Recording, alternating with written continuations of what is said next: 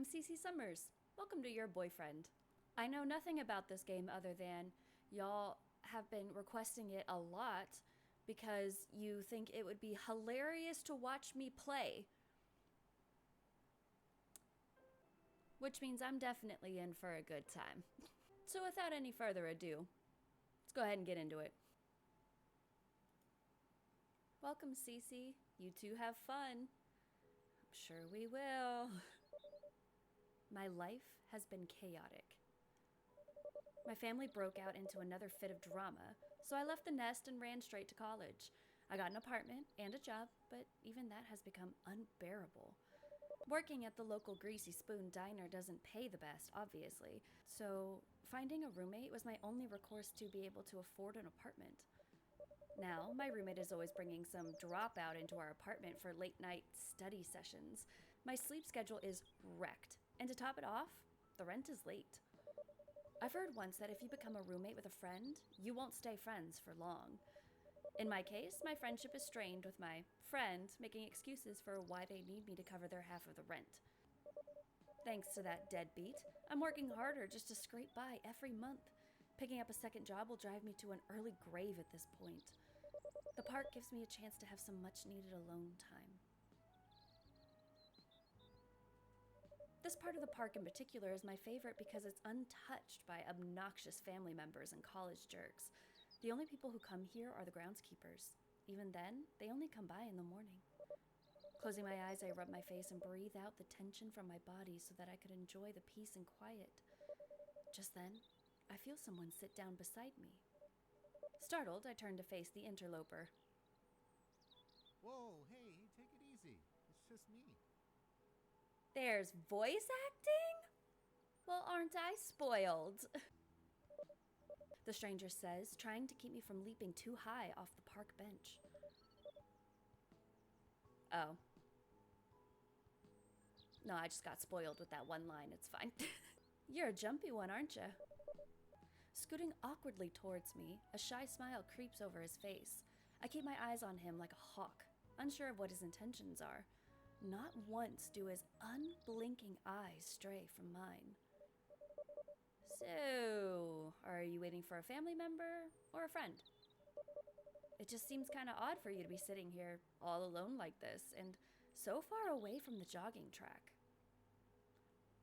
Why are you concerned about how far I am from the jogging track? A chill runs down my spine. I cross my arms over my chest and slide myself away from him, perching closer to the edge of the bench. Does a sane person walk up to you out of the blue and start asking such questions? The stranger picks up on my unease, refraining from moving any closer towards me. Crossing his fingers in between his legs, he smiles warmly. Can I see his fingers are crossed? Like, can I see them underneath his legs? Or is this just the narrator telling me? I mean, you don't look like a groundskeeper or one of the old people feeding pigeons after doing Tai Chi. I'm just getting some alone time to myself.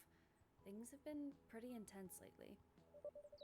It's like he wants to wrap his arms around me in comfort, fingers twitching. Look. I know this is sudden. Very sudden. But may I have the pleasure in taking you out to dinner? No! I was about to be like, sir, you don't even know my name. But let's be real, he probably does. My name, my address, my social security number. Can I have the pleasure? Never mind. He's weird. I can't tell if it's just him being socially awkward or eccentric. What? Why? Why is he interested in me, of all people? Well, I'm your boyfriend. Isn't that why you're here?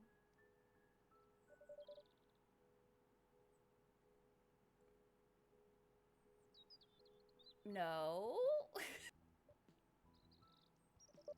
My boyfriend? Why would he be assuming we're in a relationship? The stranger sits patiently, waiting for my answer. Is this a timer? No. No! I pull my hand away from his. Normally, I try to be polite when I turn down someone's advances, but the stranger's presumptuousness makes my skin crawl. I see. I think that I'm getting mixed messages from you. I don't think you are. I think you're getting just the one message, which is go away. I mean, it doesn't make much sense for you to come here and then not want me. I quickly leave my seat.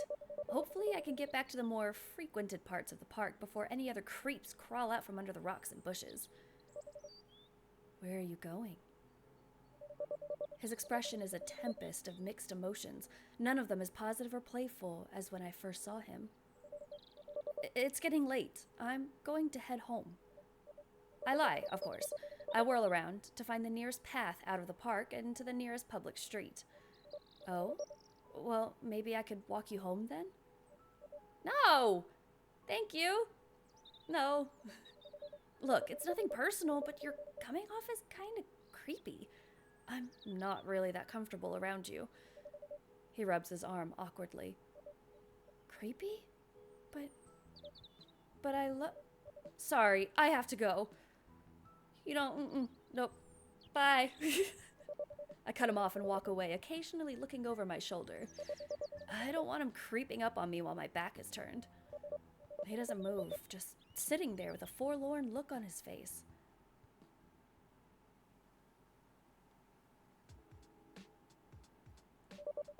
I wander around the city a little bit more, visiting places I normally wouldn't. My paranoia has got me looking over my shoulder, wondering if he might still be lurking somewhere behind me. I don't know. Maybe I'm not thinking straight. I think our worry is perfectly reasonable.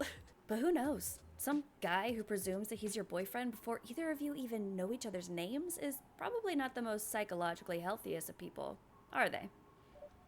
Still, the way I left him behind like that makes me feel like maybe I'm the jerk. Nope. Never be afraid of being rude to people. They're being creepy, you feel uncomfortable, you be fucking rude. You be loud, you be rude, you be fucking weird. Stay alive, friends. I come across a local florist shop I remember passing on a few of my downtown walks.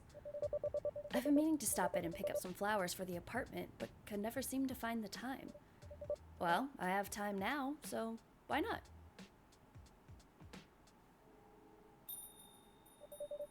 Stepping into the shop, I'm hit with the fragrant combined scent of the various flowers inside.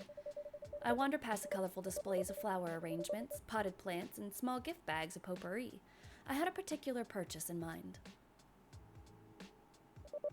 I catch the scent of roses from a rustic wooden shelf display. Being mindful that some still had their thorns, I reach out to pick one up. A hand brushes against mine. I snatch my hand away, catching a glance at the other person. What? Oh, fancy seeing you here. I'm sure it is. The man from the park beams at me before pulling the rose out. I didn't know you shopped here too. I don't. The stranger places a finger over his lips. Shh, it's a small shop. There's no need to raise your voice. Raise your fucking voice if you need to. His comment rubs me the wrong way, but I try to compose myself. Did you follow me here? Is this a pure coincidence, or should I be worried? We should be super worried. What? Of course not. He looks a little hurt by my accusation. I come here almost every day, you know. Uh-oh. Am I really being a dick to him? He fumbles around with the rose in his hand, eyes focused squarely on the ground. I love flowers. This little shop is the only one nearby, so I come here a lot to see what new bouquets they have made and if they have any on sale. I'll admit that sometimes I get a glimpse of you through the windows of the diner that you work at. Lately, I've been meaning to walk in to finally say hi, but I lose my nerves and stay out. And that's where you should be. You've been watching me? Are you serious? What kind of creep are you? But it's not like that. His hand reaches out for my shoulder in an attempt to calm me down. I flinch away in shock and disgust, not wanting his grubby hands anywhere on me. Don't touch me! I storm out of the florist shop, not looking back for anything.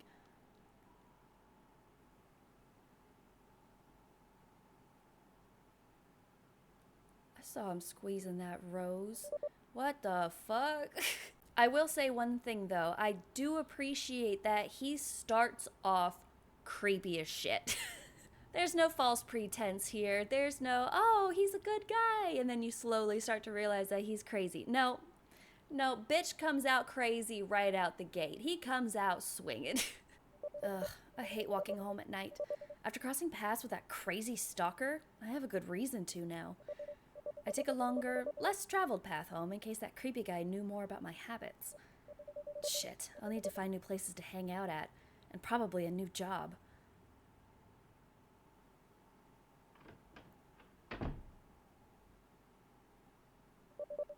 I storm into the apartment and slam the door behind me, body slightly shivering from my earlier encounter. Is that a fat little jackalope on the wall? Because I fucking love it. The rummaging of my roommate and the study partner in the kitchen come to an abrupt silence at my unceremonious arrival. I shield my eyes and I walk past. They have a habit of walking around naked after their study sessions, and I don't even want to guess if they were dressed this time.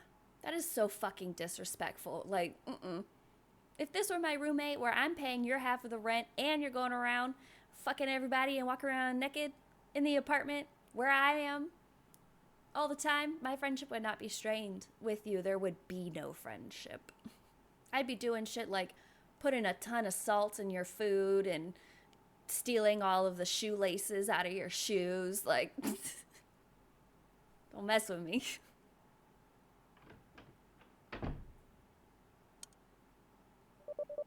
I flop down on my bed, muffling a frustrated scream with my pillow. After a moment, I roll over on my back and stare up at the ceiling, trying to forget about my day, trying to forget about him. Falling asleep from sheer exhaustion, my last thought is a simple wish. I hope I never see that weirdo again. Wish fucking denied, I feel like. Yeah, I see you. I see you. Alright, let's keep rolling with this fucking guy. So, Cece, did you have a nice time with the stranger? Don't answer that. It's time to get up and face another day. Okay. I roll over in my bed. Every inch of my body is begging me to wake up, but I don't feel like it. It's like I didn't get any form of rest at all. I fight the will to wake up for a moment, rubbing my eyes before sitting up in my bed. Ugh, I'm a mess.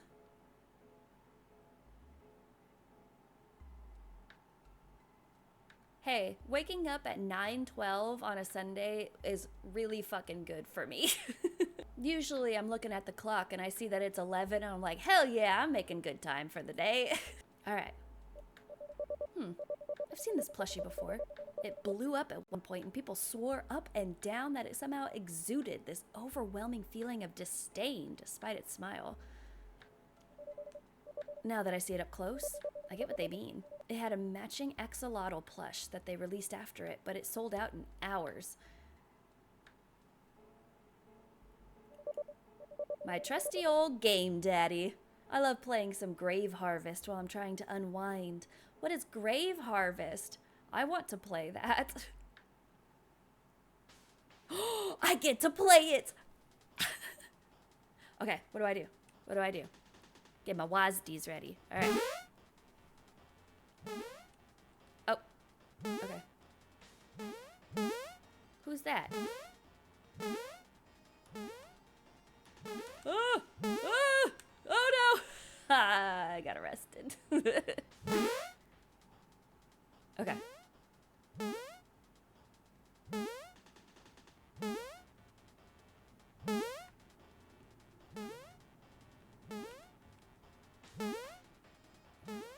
You gotta be strategic.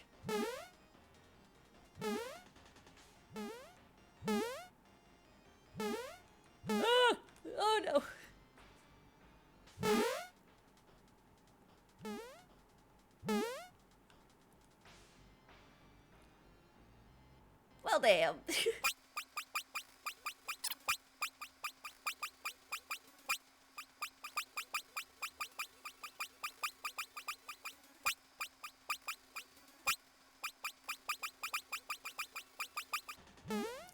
Oh, it came out of nowhere.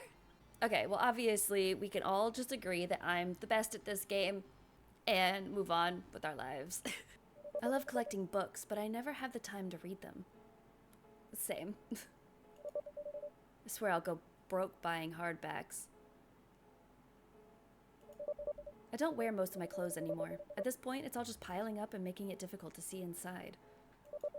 I won this plushie at a carnival. It still smells like cherries.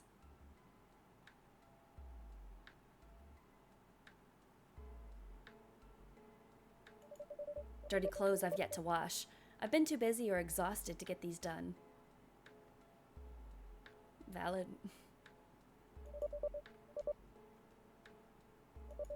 That's weird. What, that the window's fucking open? I didn't realize I had left the window open. You didn't. I thought I had closed the window last night. Yeah. You didn't, girl. 9:12 a.m. Oh god, I'm late for work. Finally dressed, I rush out of my bedroom, making my way into the kitchen section where I normally put my work keys. What is happening with this TV? What the fuck are they watching? Hey. Looks like someone's in a hurry. Oh, hello. A surge of irritation floods through me when I hear Lucy's voice. I take a glimpse over my shoulder towards the deadbeat who wasn't making my life any easier. Yes, I'm in a hurry because some of us actually have a job. I mutter under my breath, grabbing my work keys from the kitchen counter and beginning to storm right by her. Again with the guilt trip. Maybe it's about time you pack a bag and join me on the trip. Get a fucking job. She mutters something else under her breath as she taps her foot angrily. Look, I'm trying. Trying, all right? Sorry, my bad, Lucy, my bad. I just haven't had any calls back yet. Sure. She tries to explain, but I've grown tired of her half-assed excuses. I'm not even going to argue with her. Now is not the time, because right now, time is not on my side.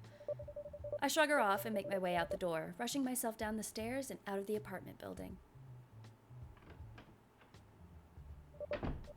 First a stalker, now I might lose my job. With any luck, I might get hit by a car and die on impact. With my luck, it would be the stranger's car. It's a Sunday. There's usually hardly any customers on Sunday mornings, but even then, it doesn't excuse my being late. Rushing through the front doors of the diner, I dash into the kitchen and grab my apron off the coat hanger along the far end of the wall. The apron seemed to be the only place where grease stains don't get all over me. Fumbling to tie the apron on, I rush towards the time clock and snatch my time card to punch in. Wait. According to this, I already clocked in. Who is nice to me and clocked me in already? Who could have? My attention snaps towards the sound of approaching footsteps. Whoever it is, they're not trying to be discreet as they carry a clinking stack of dirty dishes back from a table. There you are. Where have you been? I've been here. Look at my time card. I've been covering your shift for the past 45 minutes without the boss even knowing you're not here. Oh, this is the guy who clocked me. Well, thank you so much, friend, for clocking me in. I appreciate it. And here's a nice high five for your effort. TK rushes right by me as they gently place the dishes into the sink of soapy hot water. Wiping their hands, TK sighs loud enough to make sure that I hear it. They're like this all the time, though. Always acting like they're the big sibling to everyone and keeping things in one piece. I mean, are we in a place to complain about it, though? Because they saved our job, so a nice thank you would go a long way, I'm just saying. I huff as I try to think of an excuse that doesn't sound as pathetic as my alarm didn't go off, but the truth is all I have, so I try to downplay the issue. I don't get why you're making such a fuss. We're pretty much dead on Sunday morning. Again, thank you, TK, for covering me. I appreciate you and your efforts. I'll make you a cake. Like, You clearly weren't paying attention when you came barging in. TK wipes their hands on their apron before gesturing for me to look out through the service window. What the? Are you kidding me? Why are there so many old farts here? I try not to raise my voice to a point that the fiber-chomping boomers outside did not hear me. A tour bus came along, that's what happened. Now stop asking questions and start waiting tables. TK hands me a spare notepad and pencil and nudges me out of the kitchen. Thank you, TK. What the fuck? Why am I not appreciative of TK clocking me in, getting me paid for those 45 minutes, and covering me so I don't get in trouble? Great. Here I am hoping to have an easygoing day. So much for that.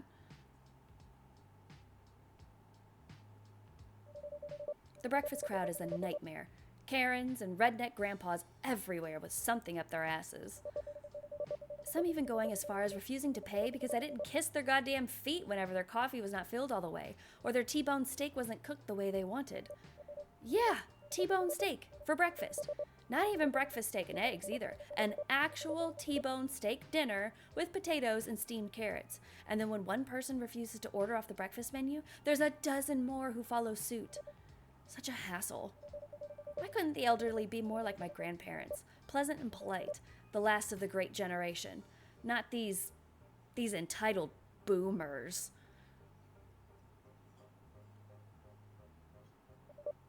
Eventually, the crowd starts dying down. Most leaving to do some sightseeing, others staying to order more coffee or lunch. At least these are the kind of customers that mind their own business and are more focused on eating or talking.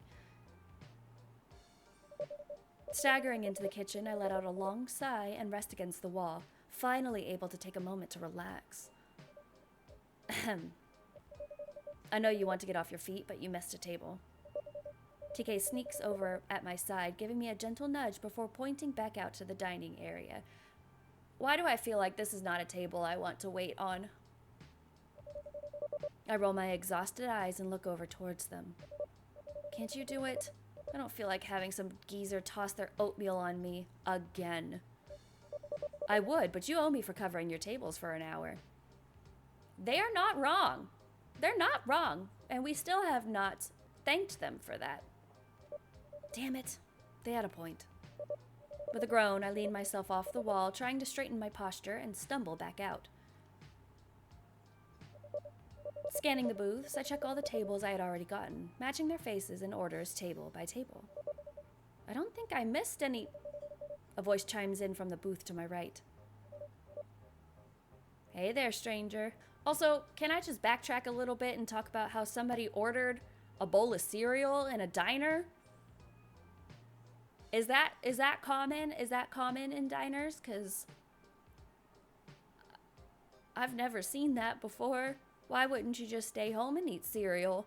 Why would you pay so much money? Like, you could buy a whole box of cereal and a whole box of milk for the same cost that you would get a single bowl here at this diner.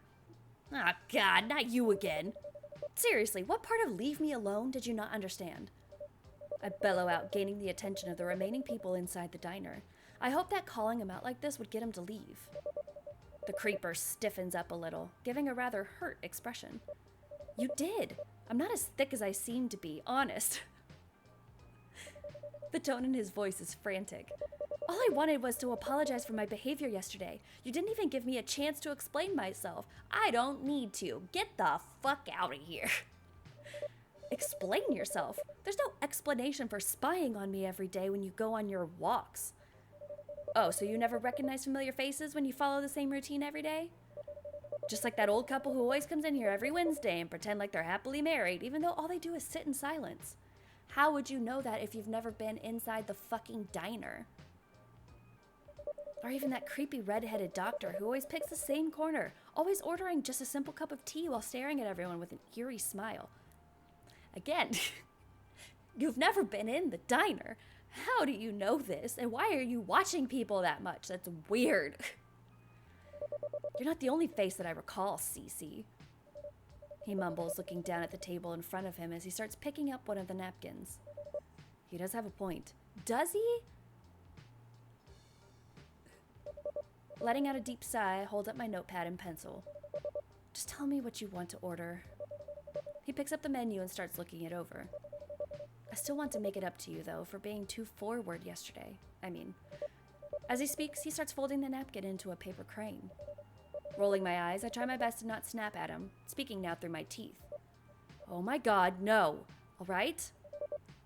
I might have overreacted. I might have misinterpreted your intentions, but that does not change the fact that I don't want anything to do with you. It can't be helped, dear. His eyes shift over towards me, an eerie glint in his gaze as he smiles a little, responding to my reply. You're just playing hard to get at this point. I'm really not. Mm-mm. Nope. No, I'm not. And I do love games. A jolt of dread shoots through my entire body. I don't know if it's the words, his tone, or the gaze that's setting off all the red flags, but I'm not gonna stand here and analyze why my survival instincts are kicking into overdrive. Turning away, I quickly make my way back into the kitchen, trying to untie my apron with my sweaty palms. TK approaches with an expression of concern. They might have watched the whole thing happen. Hey, are you all right? What happened? What did he say? I can't do this. I need to go home. I hand TK my apron. Just have Alicia cover my shift from now on. Whoa. You're quitting? What did he do? Should I call the police? Yes, please. That man is stalking me. TK doesn't hesitate the moment I say this, making a direct line to the phone. Again, though, what are they really gonna do? Are they even gonna do anything helpful? No. They're gonna be like, did this man threaten you? Did he try to break into your house? Did he try to hurt you? And I'm like, by the time it gets to that point, it'll be too late, assholes. I'm trying to stop the problem now so it doesn't get to the point where he's trying to break into my house and hurt me. I stay in the kitchen area, taking the occasional glance out the kitchen window to see if he's still there. Of course he still is, sitting there while finishing up on making his napkin crane. TK comes back after a moment, taking a glance at the bastard before turning their attention back over towards me. Alright, they're gonna be sending someone over in about 30 minutes. 30 minutes? He'll be gone by then. I'm aware of that. TK matches my furious whisper and looks just as baffled and disappointed with the situation as I am. Either way, we still file a report and give them a description. It's something, at least. But he knows where I work, and he knows the section of the park where I like to relax. What if he knows where I live? Well, I guess you could stay with me in the meantime and wait for all of this to blow over. Really? Sure. I've gotten to know you well enough, so I'm positive you won't try to steal anything. As far as you know. I honestly don't know what to say. I just feel a sense of relief that not only will I be with a more tolerable person, but I also won't be walking home alone. Of course, the creep's gone by the time the police arrive. We give our best description of him before trusting they would look into the matter. TK and I have our doubts, though. Luckily, the rest of the kitchen staff let us go home early, but we have to be at work earlier tomorrow morning. Don't they have surveillance video? Wouldn't they be able to pull up surveillance and be like, this is the guy, this is the fucking creep. Here you go. Get him. It doesn't look like much, but at least it's away from my neighborhood. Thank God.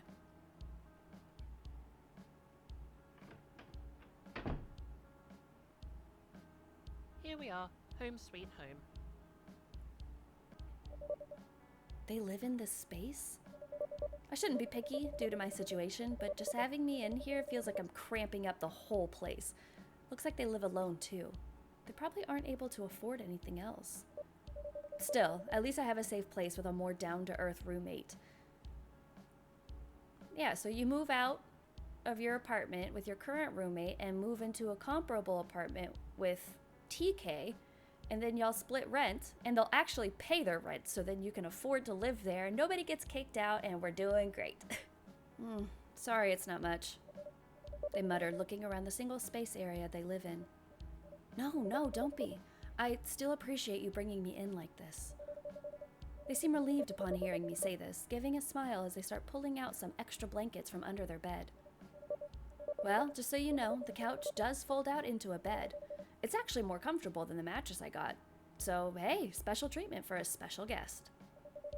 Who'd have thought my coworker from the diner would be so mellow and sweet outside of work? Thank you. It means a lot that you're going out of your way for me like this. This is what I should have said when I walked into work that morning. It's not a problem. I know what it's like to have creeps harass you. You don't deserve it.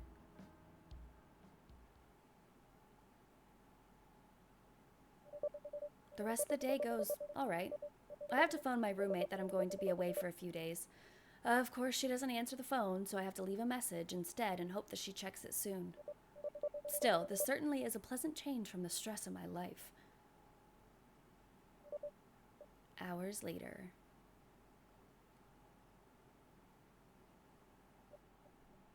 Ugh, the one downside of sleeping in a new place is that I can't stay asleep.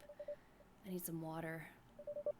Getting up off the sofa, I feel around in the dark, unfamiliar area, trying to recall where the kitchen section was in this place.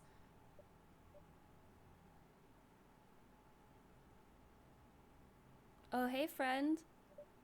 Jeez, who was that? Through the darkness, I see a figure standing before me, hearing them give a brief shh sound as I feel them place their hand on my shoulder. Who are you? The figure doesn't answer as I feel their hand squeeze my shoulder, almost as though they're feeling me. What are you doing? I try to pull away from the figure's grip, but then a wet rag smothers my nose and mouth. Fighting back, I lash out with my arms and jerk my neck to pull my face away from the rag. Whoever this is, they subdue me by quickly wrapping their thin limbs around my body and holding me tight. I try to break free, but they did not loosen up one bit. Oh God, I'm starting to feel drowsy and weak. Who is doing this? Why? A chill runs up my spine as I feel a kiss against my cheek. A familiar and sickening voice whispers in my ear.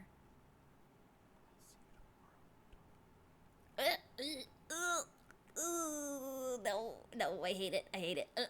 No, he found me. How? I can't.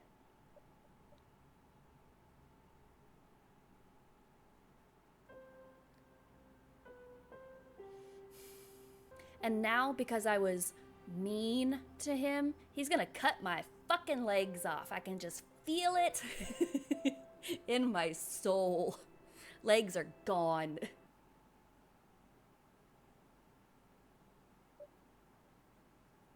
Ah! What?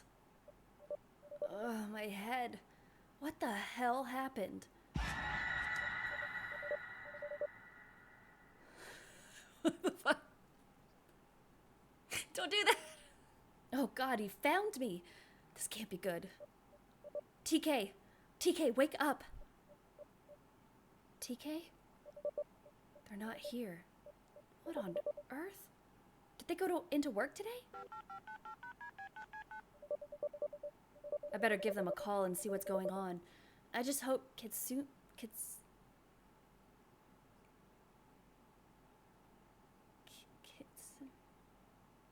Well, the internet was no help, so I'm gonna go with Kitsumi and then hope for the best. Ann and Jackson are all right working today. It was supposed to be their day off. Hey, guess what? I haven't answered. Sorry about that. If you want, leave your name and number and I'll get right with you. Maybe. Great. Hey, TK, it's me. Look, we're not safe here. That prick was here last night. We need to... Hello? TK? Oh, why did you run off with them like that? I was trying to hide from you! My blood ran cold. I felt my heart sink into my stomach as the familiar voice spoke. I couldn't even speak as my phone trembled in my hands. You are making this rather difficult.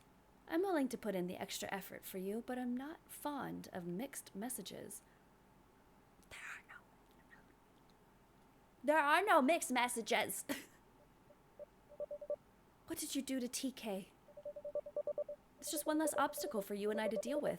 We're back on track to how things are supposed to be, and we can begin loving one another. Isn't that great? The chipper tone in his voice made me feel sick. My legs were losing their strength as I tried not to collapse on the floor. But I don't love you! What the fuck did you do? Where's TK? There was a moment of silence over the phone. Only his breathing at first, until I heard a frustrated groan. Well, I do. In fact, I'll prove it to you. Something about this statement gave me a dreaded feeling in my chest. I was starting to regret my outburst. Meet me at the diner. I promise TK will be there as well. I just hope that this will set things back to normal. Maybe you'll react a little better this time. Don't get your hopes up. I'll be stubborn until my bitter end. Oh, and don't call the police, because I will know. I always do. Fuck. What the hell am I gonna do? Did he kidnap TK? Maybe worse? I need to know they're safe, but I don't want to put myself in any danger either. Biting my bottom lip, I fumble with my phone, buzzing through my head with the options I'm left with. What am I gonna do? We could run away together. My heart leapt into my throat, my eyes wide as I saw the bastard right in front of me. You were hiding in here? Well, yes. I had to be sure that you went to the diner like I asked. I couldn't help but cut in. Where in the fuck was he hiding in this studio apartment? I was so sick of this man. Why wouldn't he leave me alone? Why are you doing this? His shoulders slouched a little, the smile on his face fading a little upon hearing me ask this. I told you, I'm your boyfriend. I always have been. My eyes welled up with tears upon hearing this. Both fear and disgust were nearly unbearable. God, if I could just get hit by a car and die on impact, I would welcome it. Maybe have him get hit instead. Either is bliss. A boyfriend doesn't force themselves into a relationship, stalk, and kidnap friends. Whoa, hey now. I didn't kidnap TK. He reassured me, looking a little startled by my assumption. I just made sure there was one less obstacle between us, I promise. What did you do to them then? You barged in here like a fucking bat out of hell and knocked me out. I know, and I'm sorry. There's parts of my personality that I can't control, as much as I would love to. What are you talking about? It's not important. I just hope it doesn't interfere with our happy ending. It does. It interferes 100,000 million %. Happy ending? You still think we're a couple after all this? Don't raise your voice, darling. You wouldn't want anyone else getting hurt, would you? Dear God, that wasn't a threat. That was a promise. He was so willing to harm anyone who got in his way. Fucking psychopath. No. I know you wouldn't. You're a good person like that. It only makes you all the more lovely to me. What do you want from me? He seemed taken aback and confused by my question. I don't want anything from you. All I need is your love. And come hell or high water, I will do anything to achieve that. Besides leaving me the hell alone? Besides that. Sorry. I thought for a moment, wanting to see if he was just being poetic or serious. I had to test him. Take me to TK. I spoke in a nearly demanding voice. You stalked me, followed me to my work, knocked me out, and kidnapped my friend. You owe me this much. He stood there, his expression nearly unreadable at first before giving a little nod. All right. I brought my van with me, so there'll be no need to walk all the way there. Of course you have a fucking van. Of course you have a van. I bet it's white and has no windows. Why don't you go ahead and ask me to help you find your lost dog while you're at it? Promise me some free candy if I find it. I would like to walk instead, actually. His stance became more offensive as he stepped closer, his eyes looking deep into mine as he spoke. You want to see TK? We're taking my van. He wasn't asking. Fine. But if you try anything, I will kick you and make you crash, killing us both. Dying together? Darling, that would actually be a blessing for me. Well, you know what? Seems like it would be a blessing for me too, so let's just fucking wrap this up. For fuck's sake.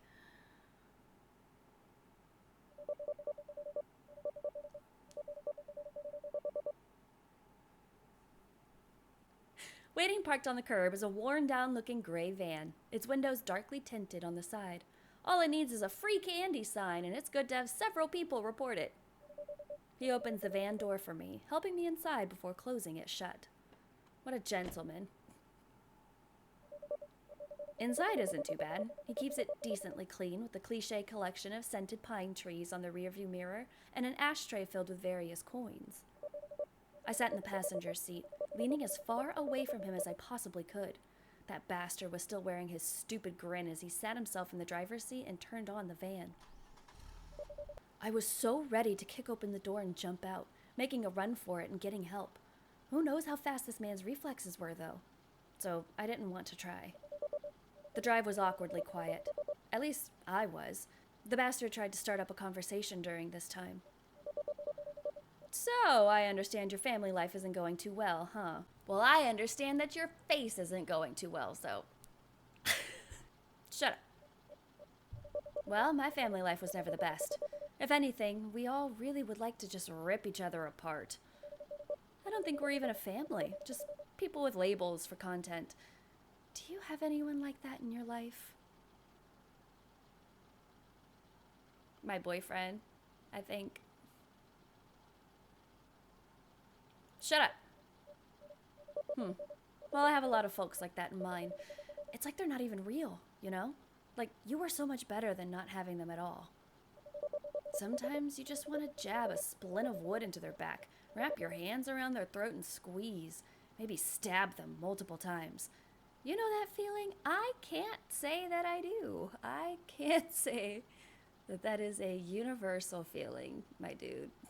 Shut up. I get it. You're not in much of a mood to talk. I understand. Would you like to listen to some music instead?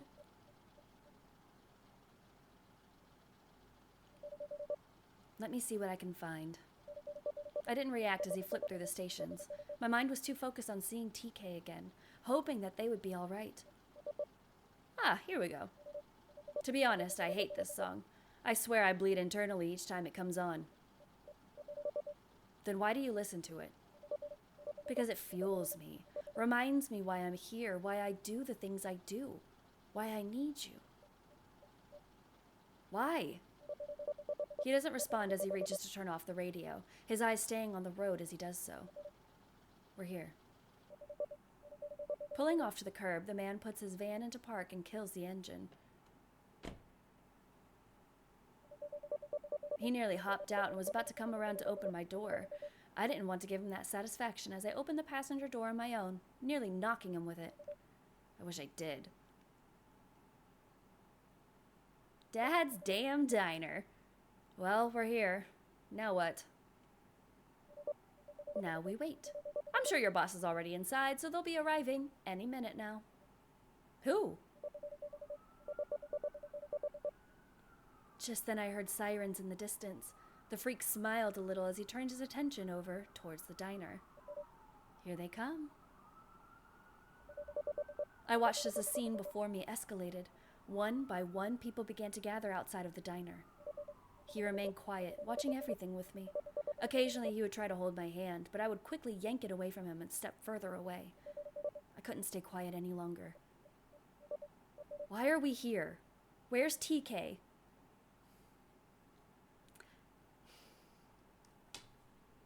I got some bad news for you. I told you, Cece. I did not kidnap them. They're not even in my possession. Tied up and waiting and in need of rescuing. None of that. They're fucking dead. What? He doesn't respond at first, his eyes just glancing towards me for a moment before turning his attention back towards the diner. I tried to be caring, gentle, aware that my actions were too bold. I tried to make it up to you, apologize, start fresh. And what did you do? You have the cops called on me and run off with them. They liked you. Really liked you. Hell, I dare to say it might have been actual love. I couldn't let them get in our way. This is about us, not them. So I removed them. You what? Not to worry, I made sure the first strike was quick, though I got carried away afterwards. Okay, so see, just because the end result was murder does not mean that this wasn't still a kidnapping. 'cause you removed them from one place and took them to another place against their will. That's what kidnapping is. It's just kidnapping with a light little sprinkle of murder on top. This can't be. I didn't think once about my safety. Didn't consider the dangers I put myself in for acting as I did the moment I heard this. Instantly, I bolted across the street. I couldn't even hear him calling out to me or care for the cars that slammed on their brakes to avoid hitting me. TK! TK! Hey, you're entering a crime scene. You can't be in here. But my friend is in here. Oh.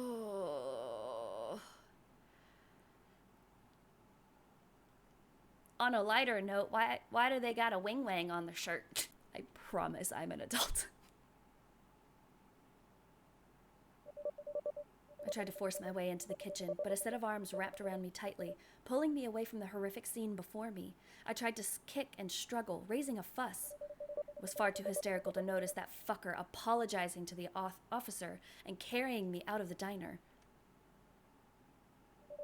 Before I knew it, I was roughly shoved against a wall in some alleyway, his hand over my mouth to shush me from further yelling.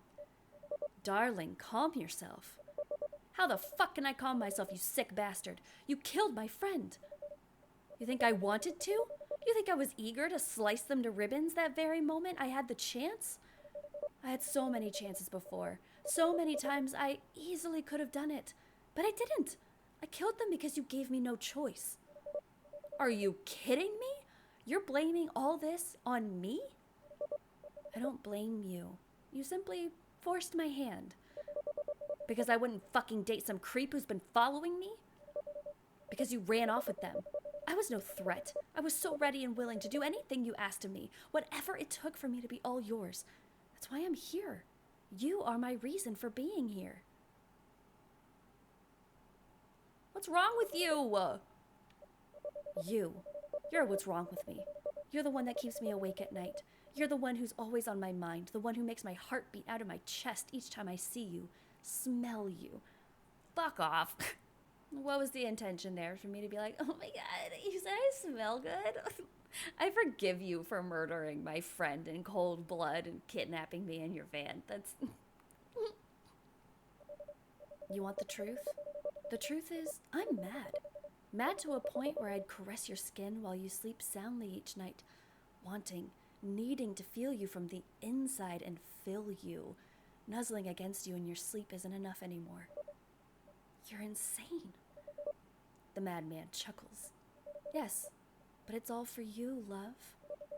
I freeze as I feel his lips against my cheek, followed by the hot, wet sensation of a tongue trailing along my neck before he whispers, and if you tell anyone, I'll kill them, too. Saying this, he takes my hand into his, intertwining his fingers along with mine as he nips at my ear. I'll be by your place later tonight, dear. The bastard doesn't say any more as he pulls away, a crooked smile and lust lingering in his eyes while he takes his leave out of the alley and down the street. Now I go into the diner, I tell them that the crazy man is the one that murdered TK and that I'm gonna need protection because he's threatening to kill me and everyone around me. Done. But then again, the police. What can I really expect them to do? I take a moment to register what just happened. Everything he told me. I'm stuck. TK is dead because of me, and he'll do it again if I try to reach out for help. Dear God, I'm stuck. I didn't go back to my place. I couldn't. The way he spoke before leaving, for sure he knew where I lived too. Why wouldn't he? The asshole was a stalker and a murderer after all. Maybe running away is the best option. I still couldn't shake the feeling of his touch on my body, his voice still ringing in my ears. I felt so helpless. I couldn't turn to anyone. I couldn't go back home. I might just have to skip town and vanish. Hopefully he doesn't find out and follow me. Do I even dare answer? It might be him. Holding my breath, I pulled out my phone, taking a quick glance to see who was calling. Oh, thank God it's not him. Though still troubling since he's been harassing me about rent for a while now. But given what I'm going through, I'd rather be chewed out about rent right now. Taking a deep breath to calm myself, I answer the phone, trying to sound as normal as possible. Hey! Hi! I didn't expect you to call. How's it going? Okay, what's wrong? What do you mean? I'm fine. I just wasn't expecting a call from you or anything. The other half of the rent is still not paid. You haven't come back since yesterday. There was a murder at your workplace, and you're telling me everything's fine? Oh, you heard about that? It's been all over the news, and my son was on the scene when someone who worked there burst in and made a scene before vanishing. That was you, wasn't it? Oh God, he thinks I murdered TK. Shit. Okay, you're right. Nothing is fine. Everything's worse. But I can't say. I can't stay anymore. Can't stay? What's going on? I'm in a bad spot right now. Really bad. If I told you, you might get hurt too. Where are you right now? What? Where are you at? I'll come by and pick you up.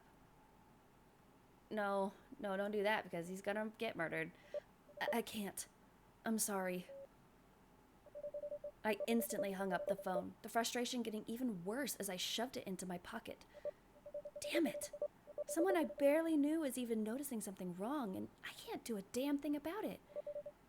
I might have to leave, forget everything, and just be some fucking drifter. Ugh, that's one lifestyle that I'm not keen on thinking about. But at this point, even being roadkill is better than seeing that bastard again. I might as well hit some convenience store and buy whatever I can. Maybe make my way to the next town over and see if Sienna will let me stay for a few days. I kept walking for a while, kept going until I was out of the city and approaching the edge of town. Here we are. This is a better place than any. TK and I used to stop here and grab a snack if we were not in the mood for fast food. TK always picked up the more spicy goodies like Thai-Yees and Flame Ball Jawbreakers. I remember them even talking about taking the Ghost Chili Challenge. Now they can't. I tried to hold back the tears as I approached the doors. I need to focus on leaving, not what was taken away from me. It's quiet in here. Well, I guess it would be since it's nighttime now. Not many people come here for gas and snacks. Maybe smokes, but that's it. I bet it's nice and peaceful for whoever is working tonight. Hi, welcome in. Cece? Huh? Lucy? What are you doing here? Does that mean that this bitch has had a job and has just not been paying rent because I would do it for her? Fucking bitch. Enjoy getting murdered. Well, obviously I work here. Wait, you have a job? Yep, I just got it today. Not much of a deadbeat now, am I? And don't call me Lucy. Lulu. Sorry, when are you gonna tell me that you got a job? I was gonna keep it a surprise until I was done with my shift. But since you're here, surprise. Wow. Congrats. Don't jump too much with excitement. What are you doing here anyways? You look terrible. Did something happen? Today's been the worst day of my fucking life. We seem far enough away from where that asshole might be dwelling, so I felt like filling her in, at least a little bit, wouldn't hurt. It's not like she's gonna go tell this to her jailbird of a friend. Well, I've had a stalker recently. He's been following me and claiming he's my boyfriend. Yikes. Yeah, and he threatened me to tell no one, not even the police. And, someone got killed at my work today. Oh God, was it that one person? JD? TK. Right. Still, that's awful. Do you think this guy did it? Oh, I know this guy did it. I know he did. It was hard seeing this change in Lucy's behavior. Her usual carefree, brat-like attitude was not even hinted or present as she heard all of this. Honestly, I felt like I was talking to a completely different person. Stepping forward, she took my hand, guiding me towards the counter. Come on, you need to sit and have something to drink. She guided me into the employee break room. Having me sit down, she turned her attention to the water boiler and started it up. I think some tea will do you good. I simply sat there watching this completely different woman take a break from her work to take care of me. Granted, she would also make me coffee every morning before I went to work, and she always kept the place clean and did both our laundry. Yikes. Maybe I've been too hard on her this whole time. Still doesn't excuse her from leaving me with the rent and then fucking whoever she brought back that night. I'm still bitter about the time I walked in on her naked and snorting angel dust. I never want to spend the rest of my night in the ER again. She poured me a cup of hot water, dipping a tea bag in it before handing it over to me. Careful, it's hot. Thanks. So, a stalker killed your friend and scared you into not getting help.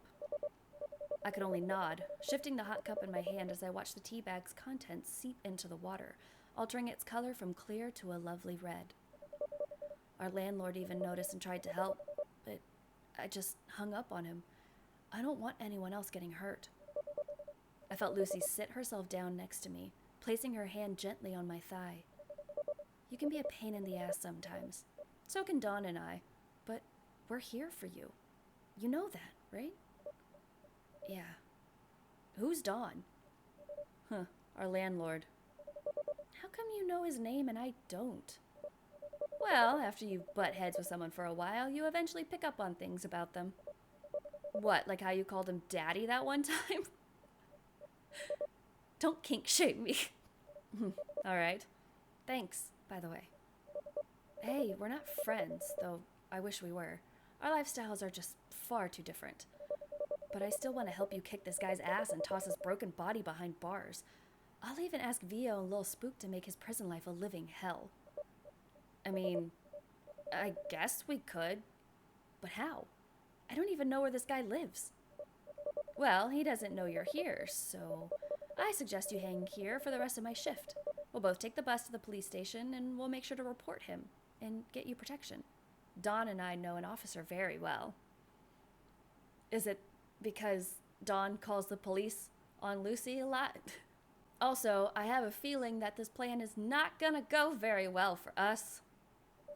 We'll make sure you're safe and make sure TK gets justice. It meant so much hearing this from her. I didn't notice the still steaming cup of tea in my hands as I lowered my head. The feeling of safety was so welcoming. I couldn't help but choke back a sob. Thank you. Thank you. I looked over towards her as she scooted closer to me, both her arms suddenly, yet gently, wrapping around me in a firm embrace. I froze for a moment, only now realizing how nice her perfume was. The gentle scent of lavender and her soft hold helped me lean more into her, resting my head against her shoulder as I continued to weep. She whispered soothing words as I let my frustrations go, crying into her work clothes. This was an unexpected turn from how we treated each other a couple days ago.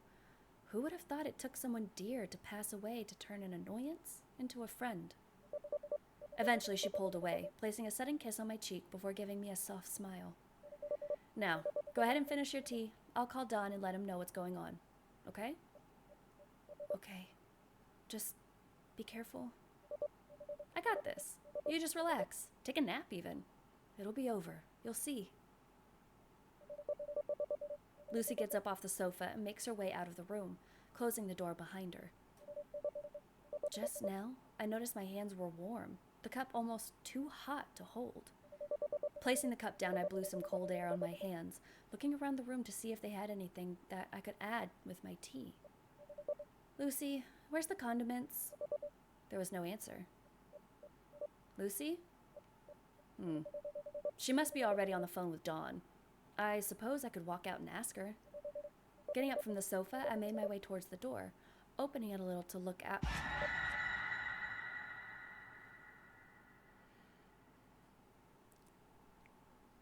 Hey, buddy. Ah! Wait! I told you, tell no one. Before I can call for help, I feel his hand grip tightly around my throat. I can't make a sound. I try to fight back in some way, punching, kicking, lashing out. I'm hurting him, but his grip doesn't loosen one bit as he takes the hits. I can't breathe. It's time to go home, love.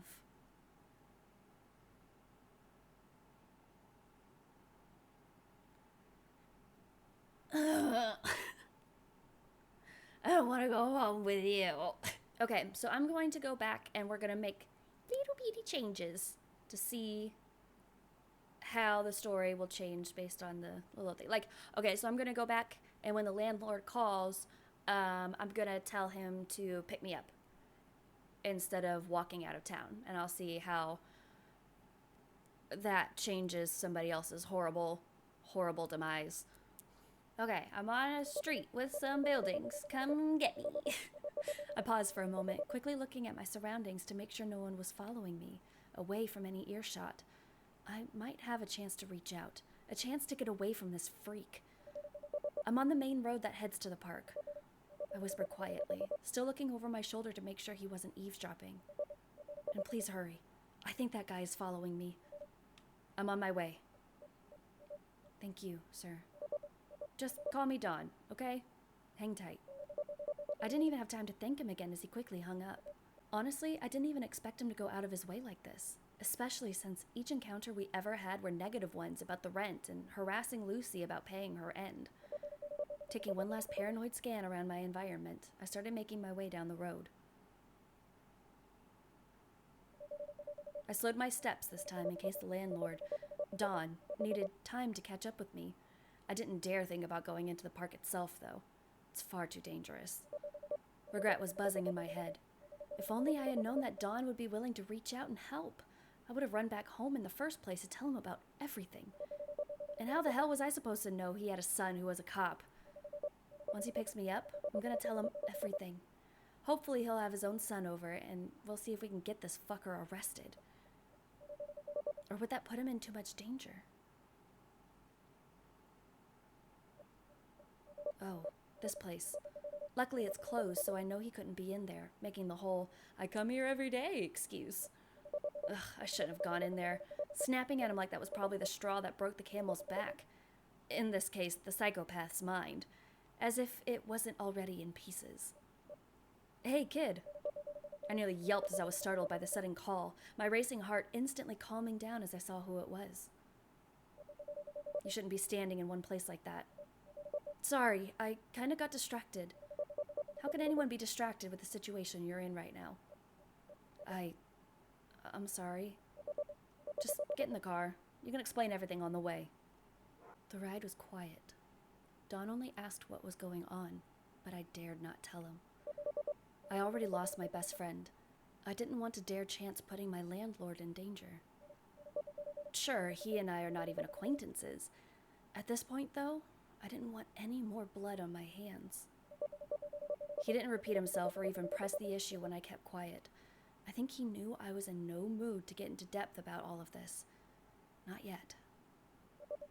When we finally got back to the apartment, Dawn simply stated that we're going to his place first.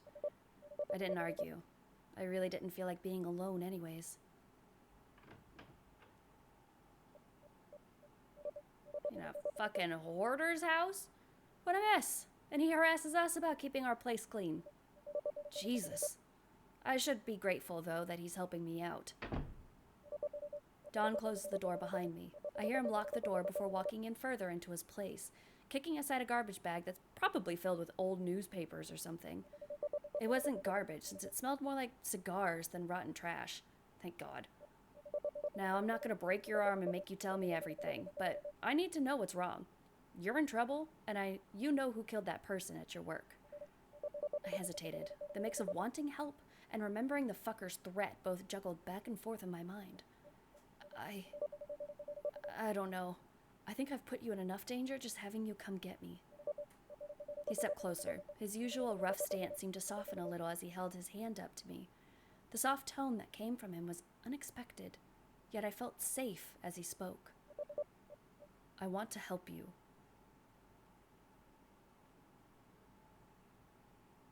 Oh God, he's gonna die. Bringing up my trembling hand, I placed it in his, feeling the tears build up in my eyes once more. He's been stalking me. He snuck into my room, followed me on my walks at my work, kept saying he was my boyfriend. I kept telling him to leave me alone, but he wouldn't listen. I had TK call the police and I stayed with them for the night. He found out and he killed them. He killed my friend. TK is dead and it's all my fault. All the frustrations finally gushed out. The sensation of that bastard's hands and lips on me returned and I wanted to collapse, peel my skin off or burn it even. I could feel Dawn gently squeeze my hand, attempting to pull me out of my crumbling state of mind. Looking up at him, I just couldn't help myself anymore, shaking my head as I stepped forward and rested my head against his chest. The tears finally let go as I became a sobbing mess. Don didn't hesitate to fully comply with my need for comfort, both his arms now wrapped around me and holding me close as I crumbled, my tears staining his shirt. I don't know how long he held me. It might have been hours, maybe only minutes, but the way he kept me close like this, it was an odd sensation, a feeling of protection that I never felt before. It was welcoming. I felt him rub my back before pulling away a little bit, giving me some space before speaking back up once again. We're going to the police station. You do not deserve to live in fear like this. Understand? I wiped the tears from my eyes, only able to give a nod in agreement.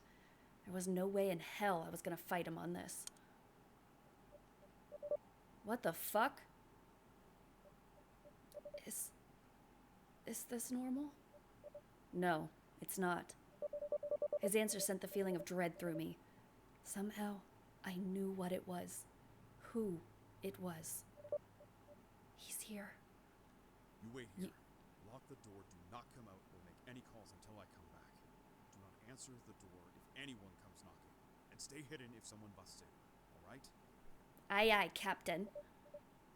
Okay, thank you. Don doesn't wait to hear me express my gratitude, closing the door firmly. I hear his footsteps as he storms away from the door and down the hall. I do what I am told and lock it.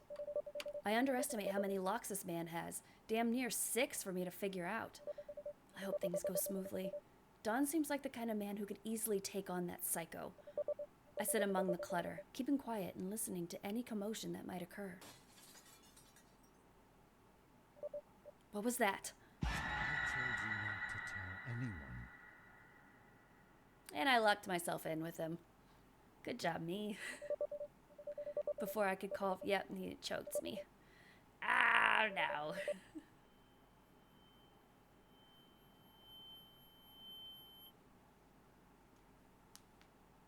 Well, okay, so this time we're gonna go back. I'm gonna do everything the same, except I'm not gonna call the police while we're in the diner.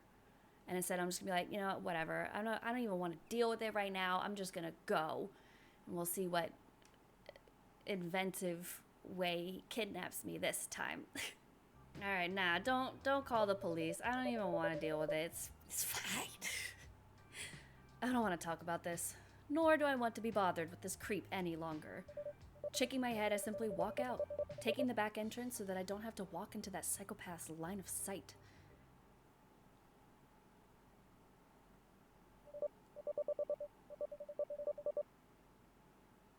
Good luck, TK.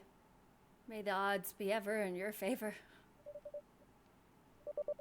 I finally arrive in front of the apartment building, and I hurry my way inside while pulling out my phone. TK has been messaging me this entire time about what happened back at the diner, leaving messages like, please call the police, talk to me, did you contact your family yet? All kinds of worrywart texts. I appreciate their concern, but I just want to drop it and forget it all.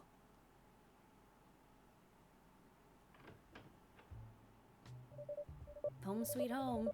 Hopefully that guy doesn't know about where I live. Closing the door behind me, I shuffle in, dropping my keys on the counter. Great. Not only have I mocked my roommate for not having a job, now I don't have one either. I'm sure she's going to have a heyday when she learns this. I don't think she should know about that creepy man. Cece? Is that you? My roommate calls out from her room. I don't bother to answer as I sink myself more into the sofa, feeling utterly miserable. Of course, she comes out of her room anyway, gazing at me with confusion. I normally don't come home early as I'm always working overtime because of her lazy, jobless ass. Just like me. The hell are you doing home so early? It was just a bad day, so I left. That place wasn't working for me anyway. I'm good at telling lies to people that I don't care about, apparently. She doesn't seem to buy it. She tilts her head to the side, giving me a little sneer. Yeah, I can smell bullshit. No day is worse than that truck driver incident. I sit there in silence for a moment, grinding my teeth as I debate whether I should tell her or not. Just then, I feel her sit down right next to me, looking a little more concerned now. Honestly, this is off-putting, especially since she never really acted as if she cared about me when I first moved in. Come on, stiff lip. Talk to me. Ooh, we were almost in sync on that one. Why not? It's a struggle to think of the right words to say, but when I open my mouth, it all slips out. I have a stalker. The guy met me at the park when I was alone and wanted to date me. Even after I turned him down, he just kept following me around.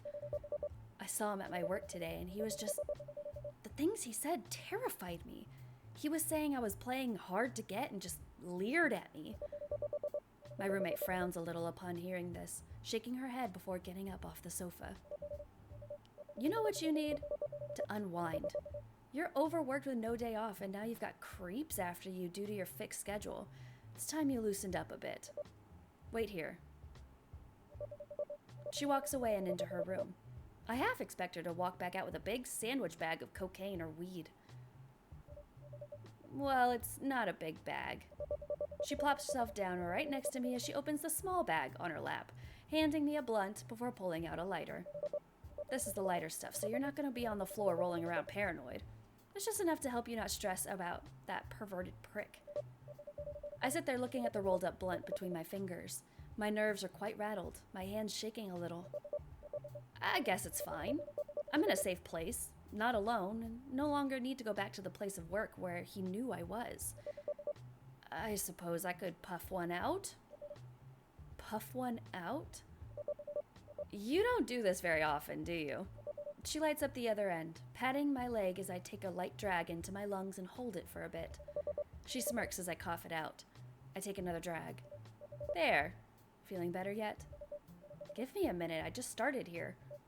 I mutter, exhaling the smoke from my lungs with a long and dragged out sigh. I space out for a moment before taking another drag. For a beginner, you're doing well. My roommate praises me before lighting up her own blunt. Leaning back against the sofa, she huffs the smoke up into the air. What a day this has been so far. I was late for work, had a creepy guy trying to hit up on me again, quit my job, and now I'm finally getting along with my deadbeat roommate by smoking weed with her. The two of us don't say anything, but honestly, there's nothing to say at this point. Just the two of us easing our way into relaxation. As much as I don't want to admit it, this is helping out quite a bit. I don't see why I was stressed about the guy in the first place. All I need to do is get another job and take my walks elsewhere. Boom. Done. No big deal, right? That's the spirit, my roommate says, leaning forward to put out the remainder of her grass and standing up from the couch. And if he comes around, we'll just fuck him up. Most stalkers can't even defend themselves anyways. All I do is let out a stupid laugh before giving one last drag. I was about ready to put it out when there was a sudden loud bang on our door. I bet that's Dawn. I would have jumped to my feet if I wasn't so relaxed right now. Shit. Lucy mutters before grabbing up the ashtray, quickly making her way to the kitchen area and washing it out with water. Yeah, I don't think that's gonna do anything for you now. I think that whole apartment and down the hallway probably reeks. It's the fucking landlord, I just know it. She hisses, grabbing up a scented candle from the kitchen counter and lit the wick. Just act like you're tired and I'll talk to him. Done and done.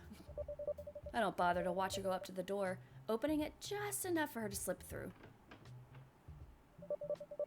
Already I hear the landlord raise his voice. What the fuck is that smell? My roommate closes the door behind her, leaving the rest of his words muffled on the other side. There is undoubtedly a heated argument going on, but I don't pay mind to how serious the situation is as I get up from the sofa, making my way into my room. Walking in, I make my way towards my bed, flopping onto it and nuzzling into my pillow. I do feel like taking a nap anyway, so hey, perfect plan on acting like I'm tired. Score. My roommate eventually walks in, looking a little frustrated, but collected as she sits on the edge of my bed. The bastard must have been sniffing around outside our door. She looks down at my baked state and smiles. Look at you, already far out of it. That was some of my lighter stuff, too. She teases with a head pat. How about we keep this night going? You look like you need it. She teases with a head pat. Yeah, sure. I honestly have no idea what she has in mind, but at this point, I'm up for anything. That was a devious face. I'm a little concerned. Everything's a bit of a blur after that. Maybe? I recall some drinking? Did I do some drinking? I know she did. Not sure if I did or not. It's getting rather surreal in here.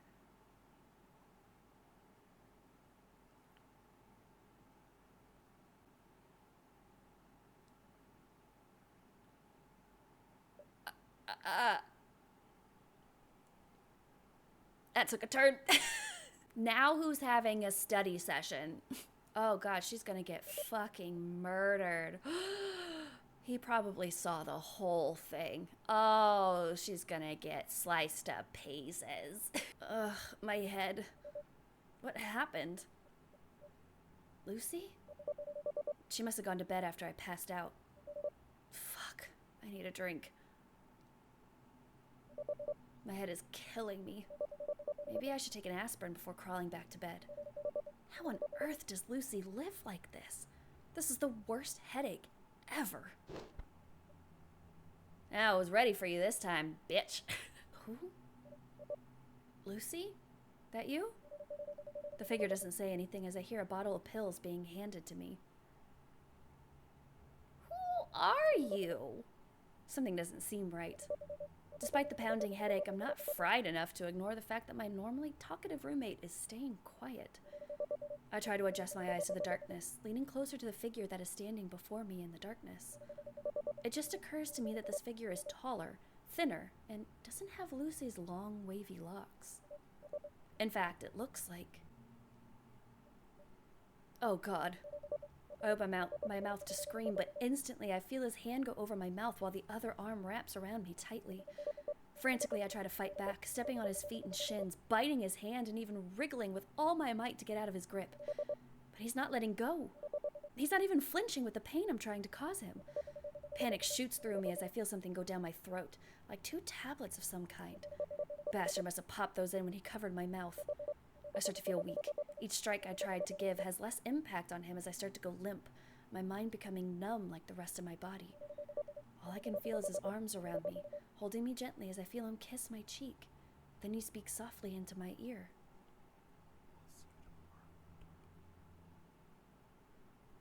Well, bye, Lucy. It was nice knowing you. How I want to lash out, how much I want to scream for help, but whatever he gives me is working quickly. Too quickly. How did he find me?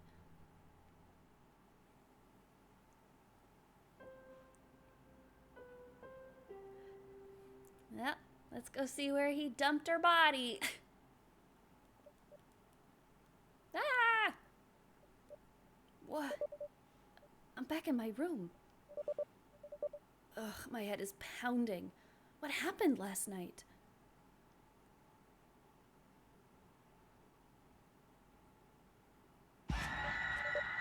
Oh god, he found me.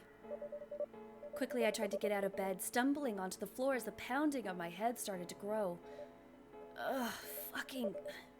Lucy? Lucy, I need to talk with you. I called out, fighting past the hangover as I tried to walk out of my room. Who could that be? If that's that fucker, I'm gunning it. I don't care if I have to go through a window. Coming! Coming! Quickly making my way towards the door, I take in a deep breath and look through the peephole. Oh! Sir! Sorry about that, I thought you were someone else. Paranoid enough not to answer the door, huh? Sorry. Anyway, have you seen Lucy anywhere? I'm still not done talking to her about you kids and your 420 time. I know scented candles when I smell one, and that shit ain't it. Yeah, she was here last night. I mumbled, recalling the previous night. But she wasn't around when I woke up. Maybe she crashed in her room? The older man makes his way in, walking over straight to Lucy's room and giving a firm pounding against her door. Lulu, up and at 'em. We need to talk. There was no answer. No yelling, no usual grumbling, or throwing anything at the door in response. Damn it. He huffs, jiggling the doorknob for a moment as a warning before opening the door. She's not here? Does she normally leave a note or something? He asks, walking in, starting to look over the papers that are scattered all over the place. No, but she usually makes coffee for the both of us every morning. I see. Does she keep her phone on her often? She's never without it. Good. I'll check my Rolodex and see if I can get a hold of her. Your Rolodex! Your Rolodex, Dawn! Come on! Saying this, the landlord walks out of Lucy's room, closing the door behind me once I'm out as well. Seems I might need to give her a few hints in job searching as well. He says, mainly to himself. Why? All those papers, their job applications dating back to 4 months ago. There's a ping of guilt in my gut as he says this. I mistreated Lucy so bad lately. She wasn't making half-ass excuses about not getting any callbacks after all. Anyways, I'll give her a call. If she doesn't pick up, let's just pray she comes by later. I might have an opening for her. Saying this, the landlord takes his leave. I stand there for a moment, biting my bottom lip and entertaining the idea of calling Lucy as well to apologize. Even talk about what happened last night. Then again, she probably wouldn't like the fact that the landlord and I have been in her room. It's bad enough I have a stalker on my tail. I should probably tell the landlord about this. Maybe he could do something. Maybe he'll snap his twig body into pieces. Anyway, I'd better take a shower and get dressed. I gotta figure out how I'm gonna get out of this mess. I wonder how much of that night we actually remember, because for somebody that just had drugged out, drunk sex with our roommate that we kind of despise, we're surprisingly very calm and chill about it.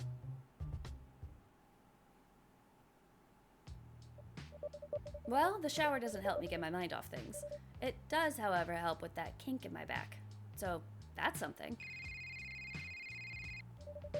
Oh, please let it be Lucy. I mumble, picking up my phone and looking at the caller ID. Oh, right, TK. How do I explain all of this to him? Biting my bottom lip, I answer the phone. Hey, TK. I meant to call, but things got weird.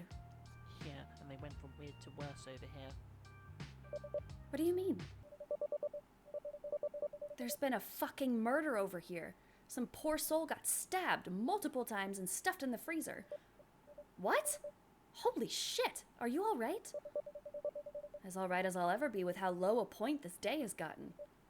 Oh, jeez. Don't move. I'll be right over. I don't wait for a response as I hang up the phone. I hope that bastard isn't the cause of it. Obviously, the scene attracts a few people. But where's TK?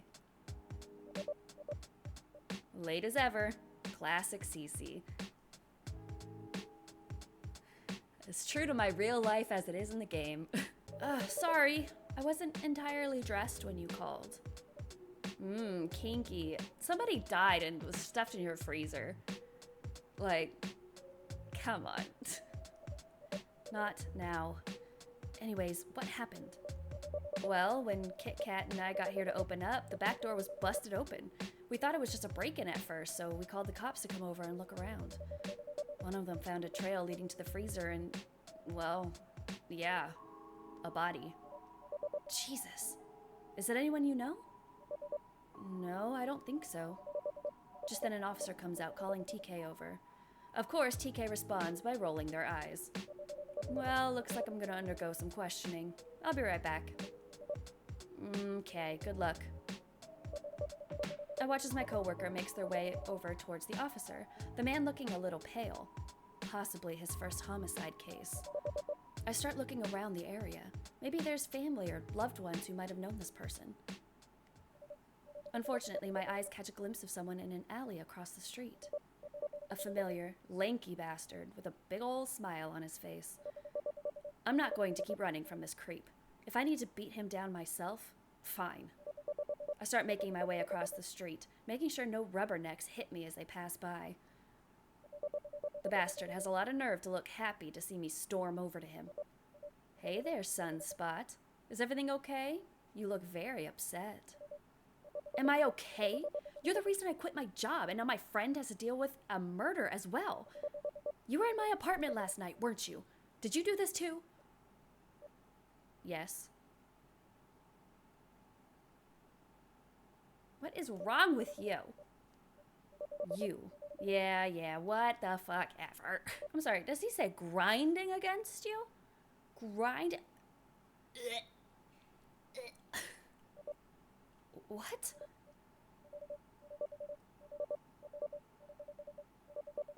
Oh, Cece, don't you get it? I'm opening my heart to you. I'm being forward. I'm being honest. Trust matters in a relationship, and I'm tired of keeping things from you. The creep steps closer, his hands resting on the wall behind me. I love you. I loved you the moment I saw you at the diner. I wanted nothing more than to storm in and fuck you in front of everyone, letting them know that you belong to me and I to you. Though that wasn't a proper way to approach you. No, that was a good call there, sir. So I had to follow you instead. Study your pattern, memorize your schedule, practice what to say when you were finally alone and not working. The park was perfect to finally approach you. He smirks as he leans close, a dark glint in his eyes as he cups my cheeks in his hands. You're upset with me now, sure, but you and I can make this work now. No more hiding, no more secrets, just us. Saying this, he parts his lips a little, a long and girthy tongue.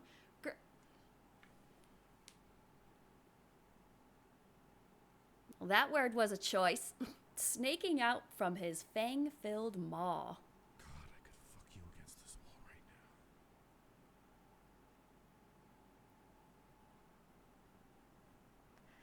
now. Please don't. Please, no thanks. Thanks, but no thanks. Flattered, but no.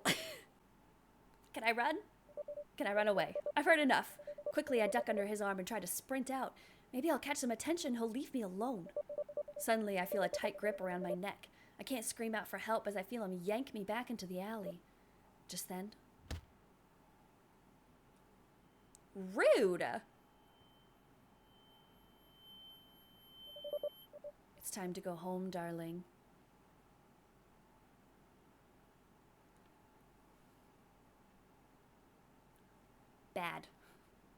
Bad stranger.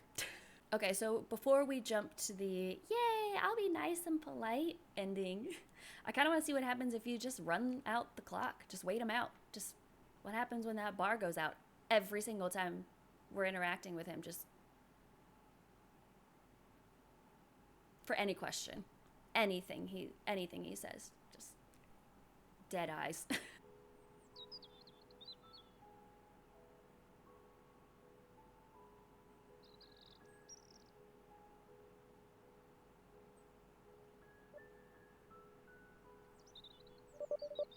Discomforting silence grows.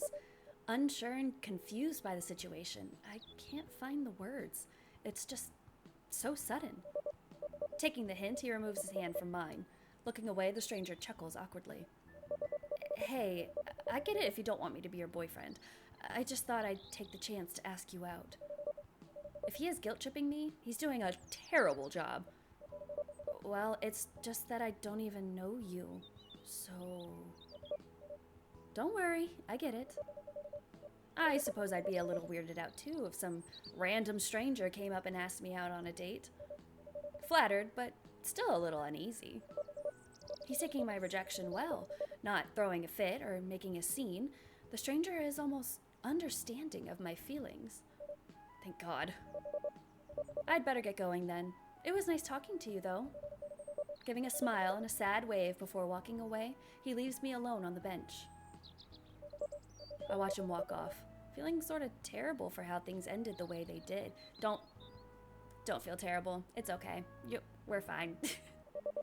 Maybe I'll apologize to him if I ever see him again. I stay in the park a little while longer.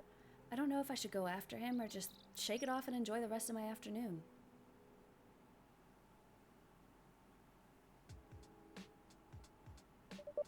I wander around the city a little bit more, visiting places I normally wouldn't. Let's go to that flower shop.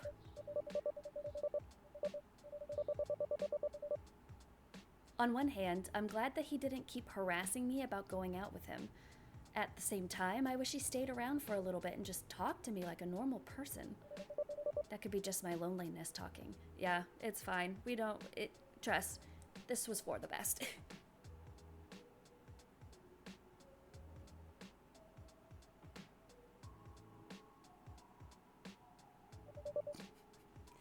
Maybe I am overreacting? I guess that's understandable. It's difficult for me to notice people when I'm walking the same path almost every day, like a mindless robot.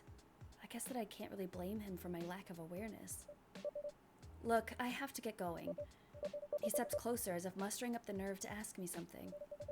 I know you have no interest in me, and I get that, but can I at least see you again? Not on a date or anything, but just to hang out? I feel as though we got off to a bad start. Why? I don't even know your name. My name? It's a joke, really. I prefer if you made a nickname for me. No, that's weird. That's really weird. I'd like to know your actual name first, and then as we develop a friendship, I can give you a nickname. The smile on his face fades into a slight grimace. I don't really like my name. Honestly, I'd rather be called something else, like a nickname or something. He must have a really horrible name, or really horrible parents that he wants to associate with. Taking a moment, I figure there's no real harm in making a nickname for him. After all, it would be easier for me to remember. Well, how about... What should you name him? We're gonna name him Garbage. He's a little garbage. He seemed pleased with what I came up with, despite how silly or tacky it might have been. Yeah, that's much better, honestly. Thank you. I see that the sun is getting low in the sky. Well, it's getting dark. I had better get going home. It was nice to meet you, Gabbage. I turn to leave the shop. Hey, wait! Gabbage calls out to me. I turn to see him smiling sheepishly. Can I at least walk you home?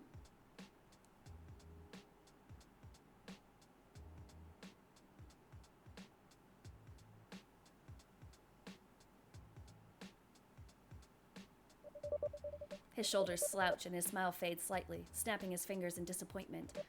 Ah, dang. Rejected twice in one day. Today has not been that kind to me. But how about we hang out tomorrow? I shake my head before putting the rose back where it came from. I work all this week, so I don't really have time for anything. Well, how about I stop by your work tomorrow? You do take breaks, right? We walk out of the shop together. So weird and persistent, like, stop. Yeah, it's that crusty ma and pa diner. It's not that busy most days. If you just want to stop by and chat for a bit, we can. The thought of having someone to talk casually to sounded nice, but I don't want him to get the wrong message. But just a fair warning, I won't be able to talk much if you're not buying anything to eat or drink. I'll bring a few bucks then. Anything worth getting food poisoning from? I chuckle as he smiles wryly. The milkshakes are the best I've had for a long time. I'll take your word for it. I look outside and I note that the shadows of trees and buildings are getting longer. Well, you better hurry. It's getting dark.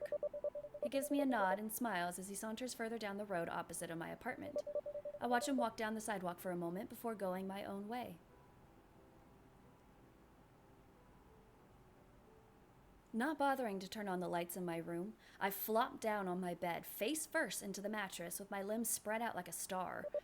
Letting out a long groan, I roll onto my back and stare up at the ceiling. It was a rather eventful day. I got a little quiet time, and I even made a new acquaintance, despite getting off on the wrong foot at first. I'm so exhausted. I don't bother getting undressed. Instead, I pull the blankets over myself and drift off to sleep. I have an early shift tomorrow.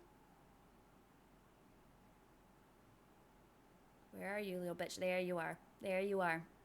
So, Cece, did you have a nice time with Gabbage? Don't answer that. I won't. Finally dressed, I rush out of my bedroom, making my way into the kitchen section where I normally put my work keys. Hey, looks like someone's in a hurry. Yeah, no thanks to you, Lucy. I blurt out as I snatch my keys from the counter, glaring over towards my roommate, who had the nerve to look confused. Why didn't you wake me up? My deadbeat of a roommate tensed up a little, looking both offended and startled with my sudden outburst. Good. Dude, I heard you rummaging around earlier. Don't pin your lazy ass on me. She tries to explain. Not even her excuses have any effort, that fucking bum. God, I am not a pleasant person. I am not pleasant to be around.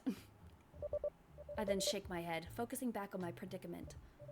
No, I wasn't rummaging around earlier. I just barely woke up. You know I have to work at 7, and you let me sleep in until 9?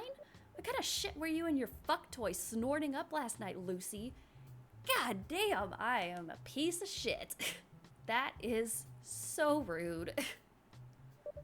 My roommate instantly takes offense to this, flashing me the most glorious of birds before storming off into their room.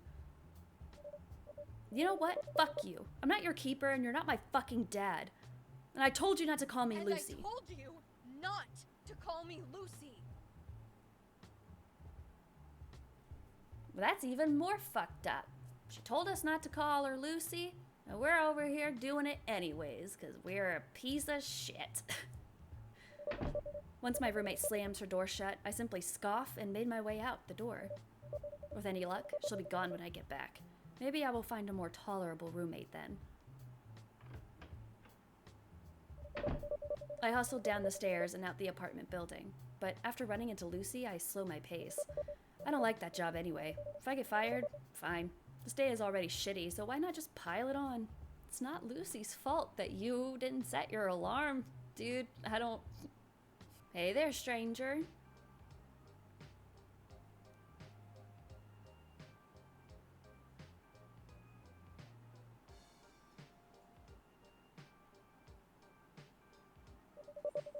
I didn't want to give him the satisfaction of a reply, crossing my arms as I gave him a glare. The silence was growing uncomfortable. For him, anyways. He shifts a little in his seat. I just thought I might visit you at work, to make the day a little easier for you. How thick are you? I said wait for me to call, not harass me at work. We didn't give him our number. We said come to work if you're intending to buy something and we can make small talk. We're literally gaslighting this man right now. I know, but you could use a break, right? I'm sure your friend wouldn't mind. Look, I'm too busy right now, okay? Once again, he looked away and shook his head. I'll get going. Sorry. I watch as he gets up from the booth and makes his way out the diner, not even making eye contact or saying a word as he leaves. Yeah, bye! Heading back into the kitchen area, I noticed that TK was looking at me with an intrigued look on their face. What was up with that guy? Your table service that bad? Nah, it was someone who's been pestering me to go out with him. I'm just a little too flustered to deal with him right now. I noticed a slight shift in their expression that they tried to cover up. I've kind of known they had a thing for me for a while now. They're probably wondering whether or not I'd give in to Gabbage's advances. After a moment of silence, I took off my apron and hang it up. What are you doing? I'm gonna take my break. Digging around my pocket and pulling out a $5 bill. Any chance you can dish me up some lunch? Seriously?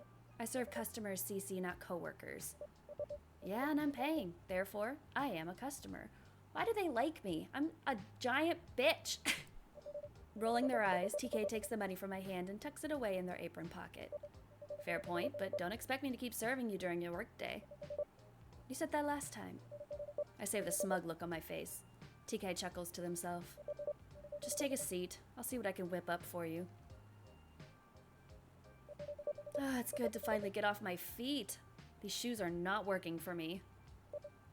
Just then, TK shows up, placing a sandwich, a small bowl of today's soup special, and a drink in front of me before taking a seat. Hey now, I didn't order this much. I complain, though I'm not really against the extra servings. I know, but I figured I'd get you a little something extra, anyways.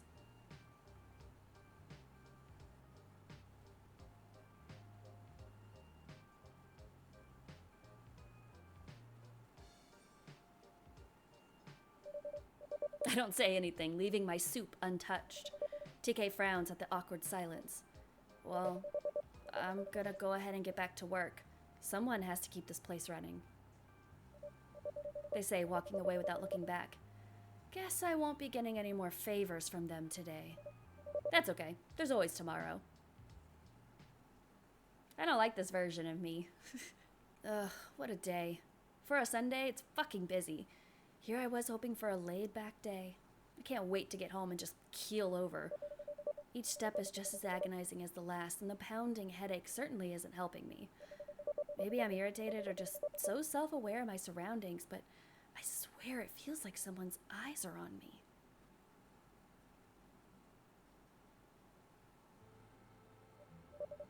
Ugh, home sweet home. I'm surprised my feet didn't fall off while making my way here. Reaching into my pocket, I pull out my key, knowing full well that Lucy always locks up each time I leave. I don't see why, though. There you are. Jesus, what the hell? You can't sneak up on me like that. The old man unapologetically crosses his arms as he continues. Why would you be so surprised? Today's the deadline for the other half of your rent. Then go ask Lucy for it, bitch. Judging by his expression, he's having an exhausting day too. Fine. I'll talk to Lucy about it. Again. I mumble as I finally find the key to the door and try to get inside to avoid another lecture. Actually, I'd prefer if I came inside to talk to her about it right now. It wasn't a request. Alright, come on in. There goes my peace and quiet.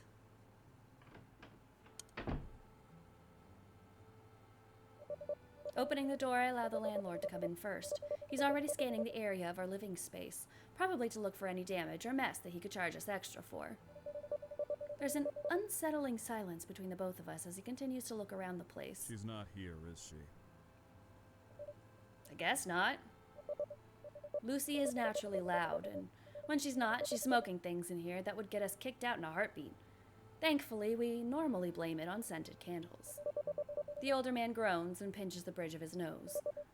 I can't keep doing this, and you certainly can't keep up their end of the rent. Listen, you're clearly the more responsible one. She's broken her agreement one too many times. She has to go.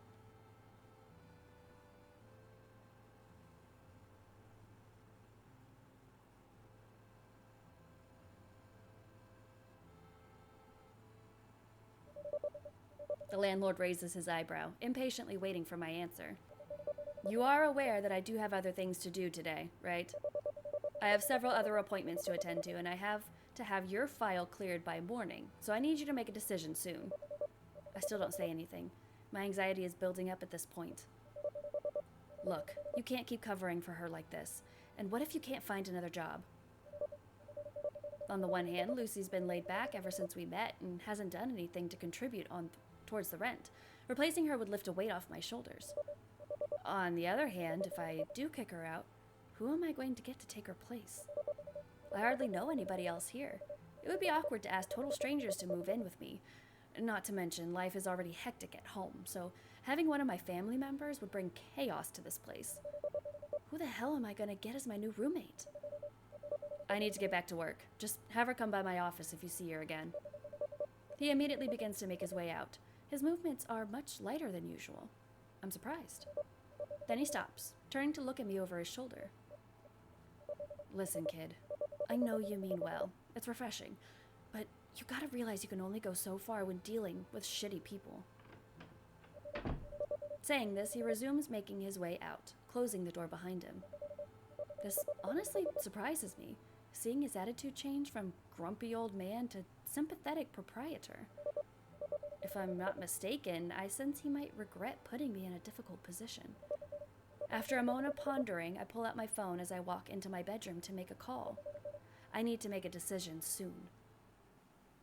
I ain't gotta do shit. Picking up the scrap of paper off the floor, I look over the number Garbage had written down. When did he write his number down? I don't recall this. Might as well call him. With a pushover like him, I'm sure he'll take care of most things around here, rather than bleed me dry.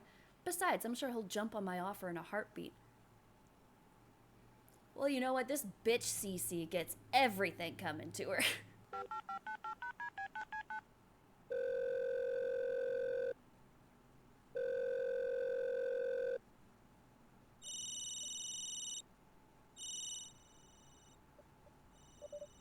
What the hell? Okay, what the fuck was that all about? Lucy? Lucy, you home? The landlord needs to have a word with you regarding your agreement to this place.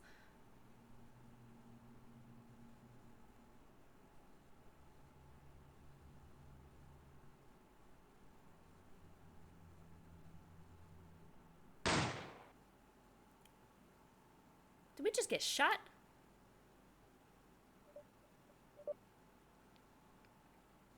What happened? My head. Dear God. Who did this? What's going on? Who's there? I can't see a thing. I feel a hand running down my back as though to soothe me with long, soft pets. I feel warm breath in my ear. Don't worry. I'll take care of you. You're the one who did this to me in the first place. Fucking Garbage. Is that Garbage's voice? I try to roll over to get a better look at the bastard in my home, but everything's too dark. Only a black silhouette appears before me.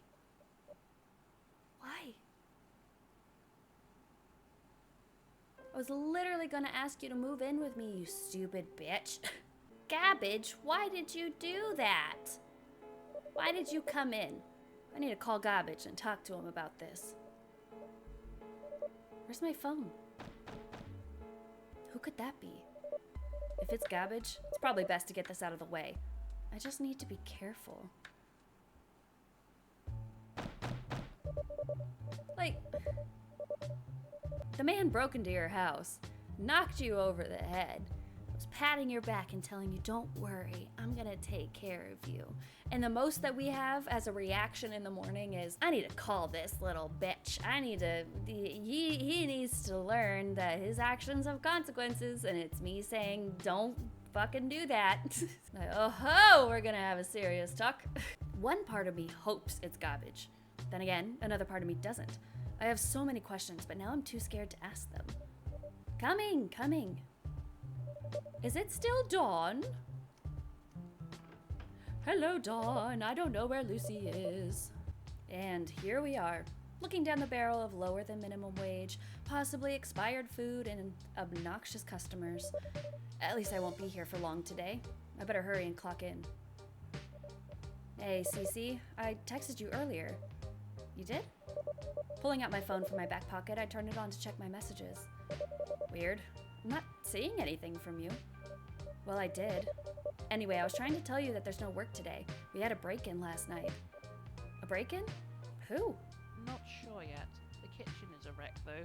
The back door is completely busted in, all the cooking equipment is banged up, and the boss's office is completely ruined. Jesus! Was anything stolen? I don't know. Just then a distressed holler is heard in the kitchen area.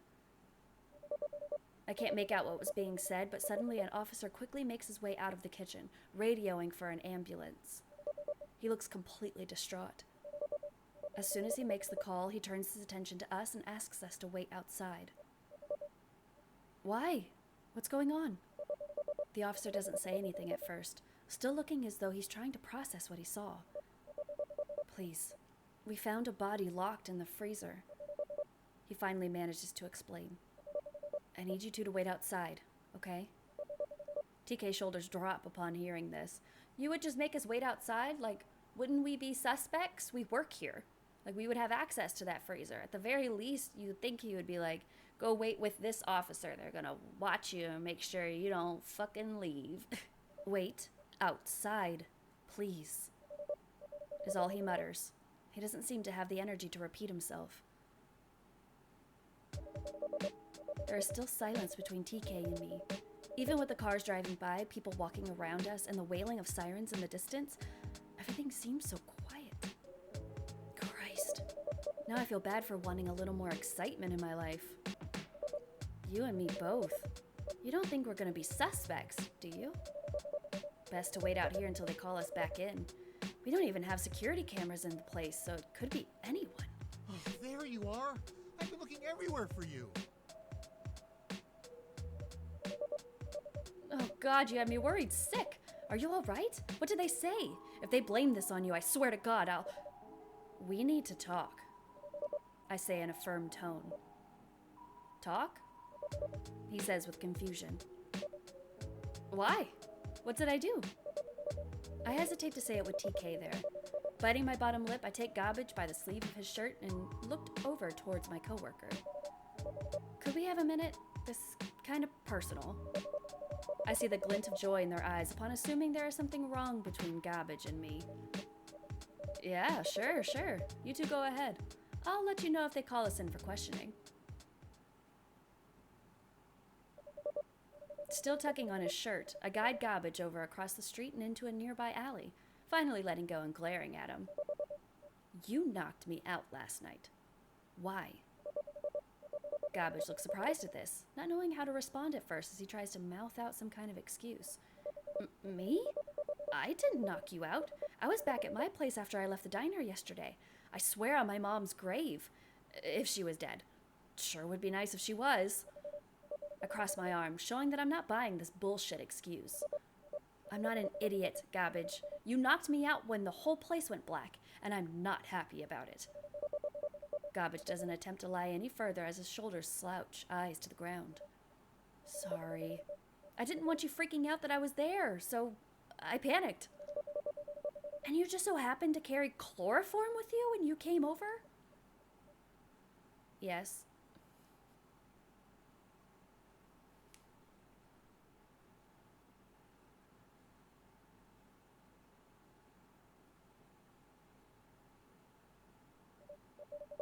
Jesus! What's wrong with you?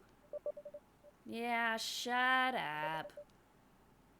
Don't grind against me, you little bitch. God, I could fuck you against this wall right now. Ew.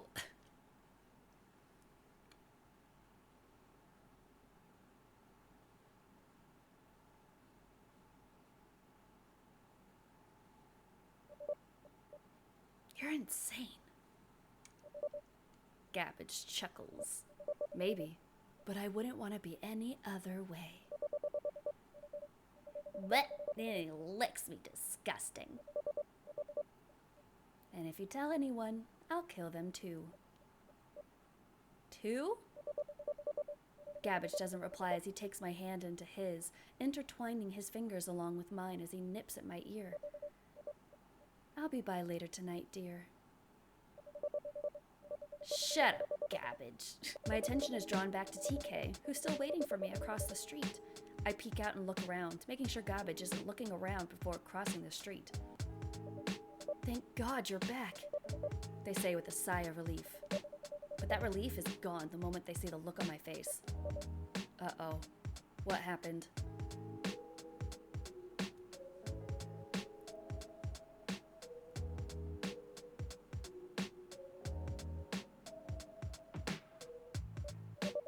Nothing. I'm still not over what's going on here. I try to say with a calm tone, but TK sees through my bullshit and crosses their arms. No, you look more pale than usual. Listen, I'm doing my best, okay? My mind races, remembering Garbage's threat that if I told anyone about what he did, I don't want TK getting hurt too. It's just, Wait, Lucy? Lucy? You mean Lulu, right? Your roommate? Look, even TK knows that Lucy goes by Lulu and calls her Lulu. And we're dickheads that still call her Lucy. Like, come on. Yeah, she never came back home last night. Wait, you don't think... I don't answer as I speed past TK and charge into the diner, pushing aside the still rattled officer as I make my way into the kitchen area. Oh God, please, no. No. No, no, no. I feel someone pulling me away from the scene, verbally demanding I keep my distance. No! That's my landlord. Is it? That's Don? Oh shit, yeah, with the eyebrow. Shit, he moves quick, doesn't he? Didn't we just talk to the landlord that morning before we came in? Guy's got cryptid behavior over here. I'm dragged back into the diner, TK coming to my side, attempting to calm me down. My outburst causes a scene. There are more questions than intended after identifying the body. I don't tell them anything about Garbage, though, his threat still lingering in my mind. TK is with me the entire time, keeping me mentally steady the best they can while I try to answer what I can without putting anyone in danger. Sir, I'm so sorry. Damn, I didn't even learn his name at this point. Thanks for walking me home, TK. It's no problem. We're off for a while, so I'll be checking up on you tomorrow morning, if that's all right.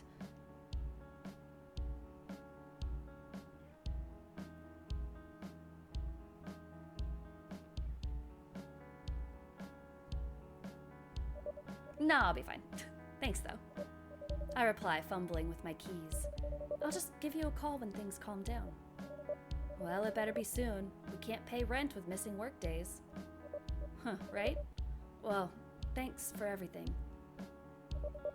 TK simply gives a smile and a nod, turning away with their hands stuffed in their pockets and head hanging low.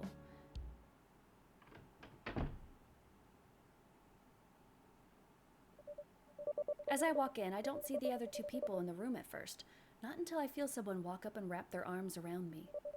I'm a little startled, but too drained to react properly.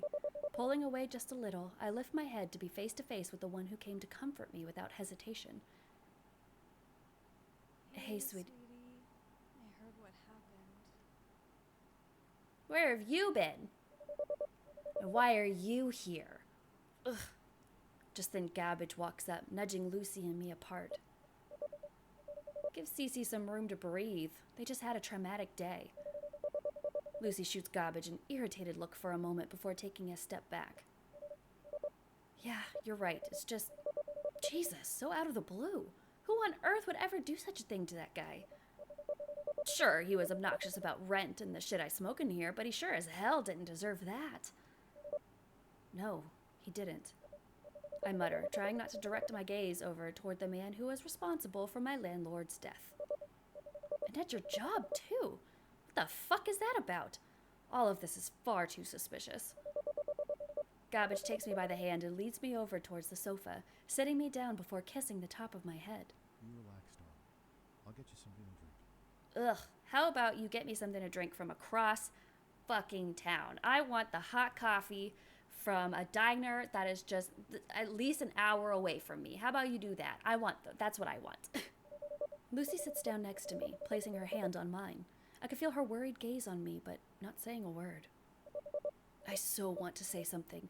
A warning, a hint, anything. Mentally, I'm screaming for help, but it's more agonizing to know she can't hear me.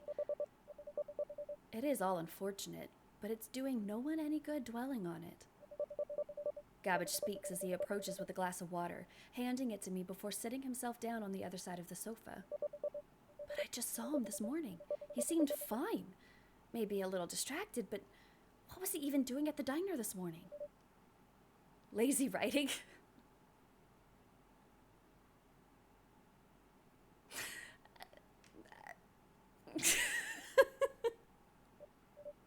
Yeah, anyway, he's right though.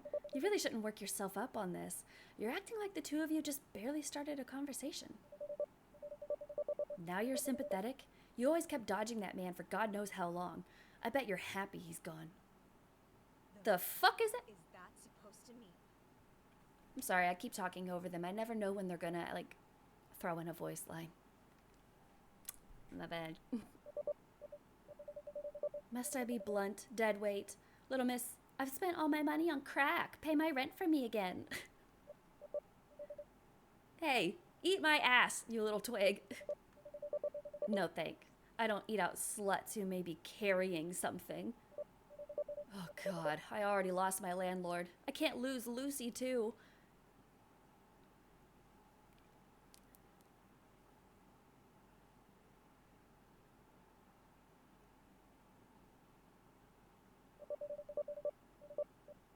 I don't need to put up with this bullshit from you. If I was Cece, I would have bumped your ass on the sidewalk. Well, they would never do that. He spoke, gritting his teeth as though trying to intimidate Lucy. She just rolls her eyes as she grabs up her purse. Whatever. Anyways, I'm heading out. I don't want to be late because of some golf ball. Fucking burn. Late for what? It's a surprise. She cooed before making her way out the door, leaving Garbage and I alone. My stomach turned when I sensed his eyes turn back to me. Garbage comes over and sits down next to me, wrapping one arm around my shoulder and tugging me close against him. This place is making you depressed, darling. Why not stay with me for tonight? Help to get your mind off things? Let's just go. Go? I groan miserably, feeling trapped and defeated. Garbage chuckles a little and kisses my cheek before taking my hand and leading me out of my apartment. I take one last look at the place I once called home. God, it's taking so much willpower not to break down into tears. Ooh, now we're getting in the van and we're going to Garbage's place. Buckle up, it's gonna be a long ride. How far? About 3 hours? What? 3 hours? I live rather far away from here, just as I like it. But, oh, so far away from you. That's okay. The gas money is worth seeing you every day. Garbage reaches his hand over and begins to feel up my thigh. I'm sorry for lying to you like that. You wouldn't have given me a chance if I confessed to doing such terrible things when we first met. Unless you're just as messed up as I am. Apparently not, since you're going with this route. Unless it's out of curiosity. We're getting a little meta here, and I don't like it.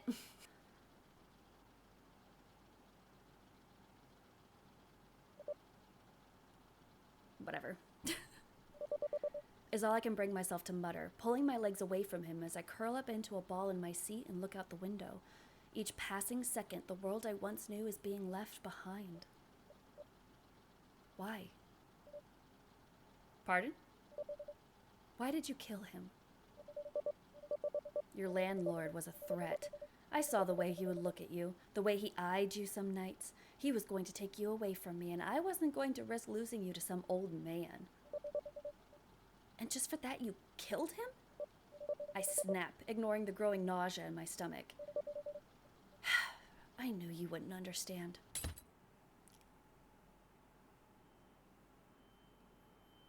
That was rude. Go ahead and sleep for the rest of the trip. We'll be home soon. Rude.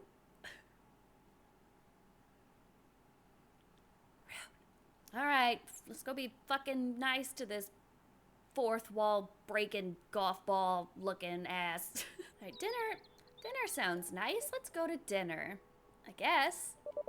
It's not like I'm doing anything anyways, and it would be a nice break from the monotony. God knows I could stand to forget my problems for a few hours. This guy seems interesting enough to keep my mind off things. Really? That's great.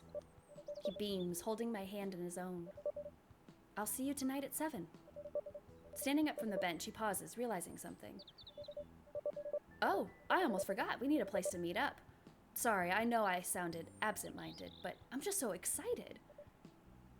How about that old diner downtown? It's nice and quiet, so no one will disturb us. The diner downtown? Which one? You know, the one that you work at.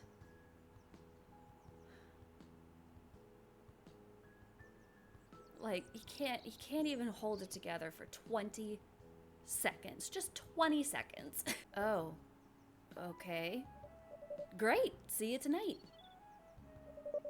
And just like that, he hurries off with a skip in his step, as though he had just won the lottery. I watch as he disappears down a path that bends around a shallow hill. The park is quiet again, the serene loneliness setting in once more. Songbirds sing in a nearby tree. I sit there for a while, replaying the strange encounter in my head. I suppose that I should be flattered that he took such a liking to me, however unusual it seemed. It's nothing like I've seen in movies or television. But then again, if I were Hollywood attractive, maybe it would be so normal that it would be almost annoying. I feel my cheeks flush as I reflect on him saying, "Can I have the pleasure?" A shy smile creeps from the corners of my mouth. He must be as new to this as I am.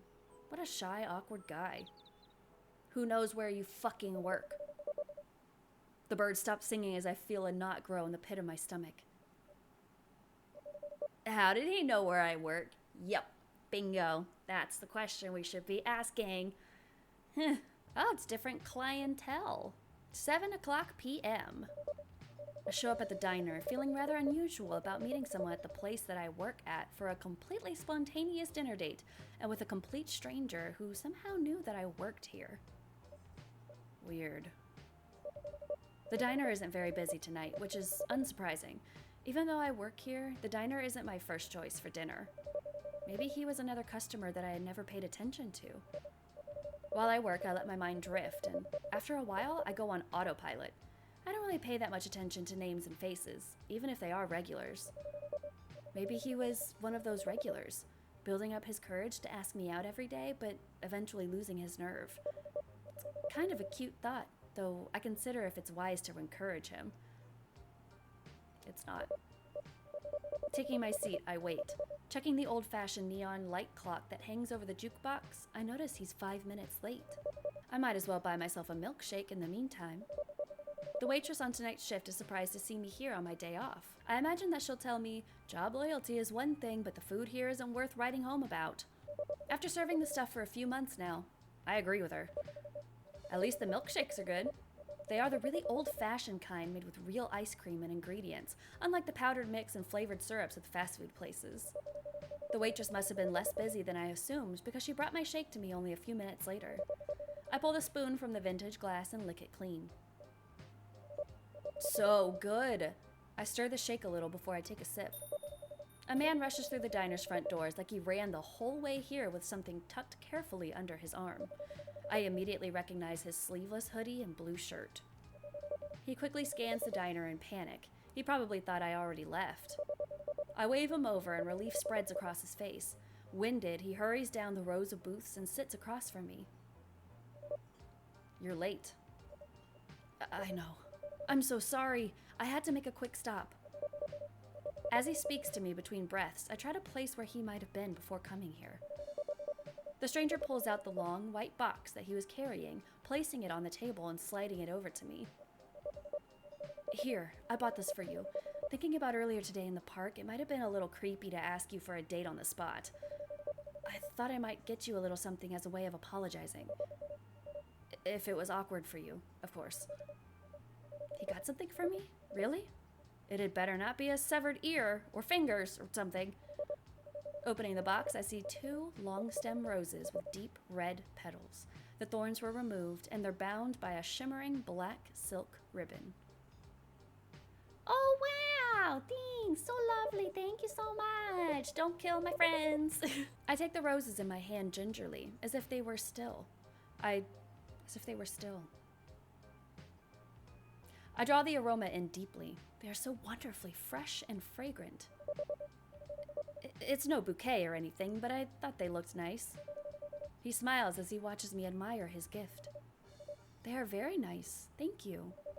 I place the flowers back in their box, and the stranger averts his eyes for a bit so as to not stare at me, nagging questions I have hanging over my head like a storm cloud. And while he was in a good mood, I figured that I should inquire a little about this cute but bizarre stranger. Dinner in a greasy spoon diner with a stranger carrying a box of roses didn't seem ordinary, and I had to make sure that he wasn't going to propose at the cash register. I stir the milkshake with a straw for a second or two. So, how did you know that I work here? Oh, well, I walk by this place rather often on my walks. I catch glimpses of you through the window from time to time when you're working. I tried coming in, but I get cold feet and just keep walking. Like a loser. Yeah. Yep. He stares down at the table in shame, cueing me to reach over and give his hand a reassuring pat. No, you're not a loser. Do you know what? I don't even know your name. My name? The smile on his face fades into a slight grimace before his gaze drifts off to the side. I really don't like my name. Honestly, I'd rather be called something else, like a nickname or something. Oof. Yeah. Alright, justice for Lulu. How about golf ball? Yeah, that's much better, honestly. Thank you. I reassure him with another gentle squeeze. The expression of disgust instantly evaporates into delight over his new name. Wow, I didn't realize until now, but he has some really beautiful blue eyes. The vivid color left me taking in their deep blue hue, not noticing that I was staring until he cleared his throat. Are we having a moment, or... A blush spreads across his cheeks as he squeezes my hand back. Sorry. I pull my hand from his, cursing myself for staring like that. Great, now I'm the awkward weirdo. Heat radiates from my cheeks, and I imagine them glowing bright red like a Christmas light. The thought makes my cheeks warmer, the blush deepening. He chuckles and shakes his head. Hey, there's nothing to be sorry for. Reassuring me with a soft smile, he looks around for something to break the tension, eyes falling upon my milkshake. Hey, I was supposed to buy you something. Well, you kinda already did. I point to the box of roses. Besides, we could share this? Just as long as I get the cherry. Deal? I scoot the milkshake towards him. He looks to the side, reaching over to take it. Man, our first date and you're the one buying. I'm very terrible at this. Well, how about you buy next time? His eyes go wide in surprise. Next time? You want to meet up again? I don't even know your real name. What the fuck? Like, at the very least, I'd be like, okay, well, tell me your name, and then we can come up with a nickname around that afterwards. So I won't call you that, but I still need to know who the fuck you are. Well, this wasn't a total disaster, right? So, yeah, it's been 2 minutes. I mean, I guess it wasn't. I mean, I don't think so, but I don't want to argue with you. It's cute seeing him struggle for a coherent thought while also trying to restrain his happy energy. All just from being around me. Still, as much as I'm enjoying his company, I can't stay long. I look out the window in a bit of an exaggerated way in order to get his attention. It's getting dark, and I don't like walking home late at night. How about we continue this on our next date? Rising up from my seat, I pull out one of the napkins from the dispenser. Do you have a pen? Oh, I think I do. He pulls one from his pocket and hands it to me. I write down my name and number. Here, call me and we can hang out again soon, okay? Taking pen and napkin from my hand, he gazes down at the number in complete awe before looking back up at me. Of course. I'd love to see you again.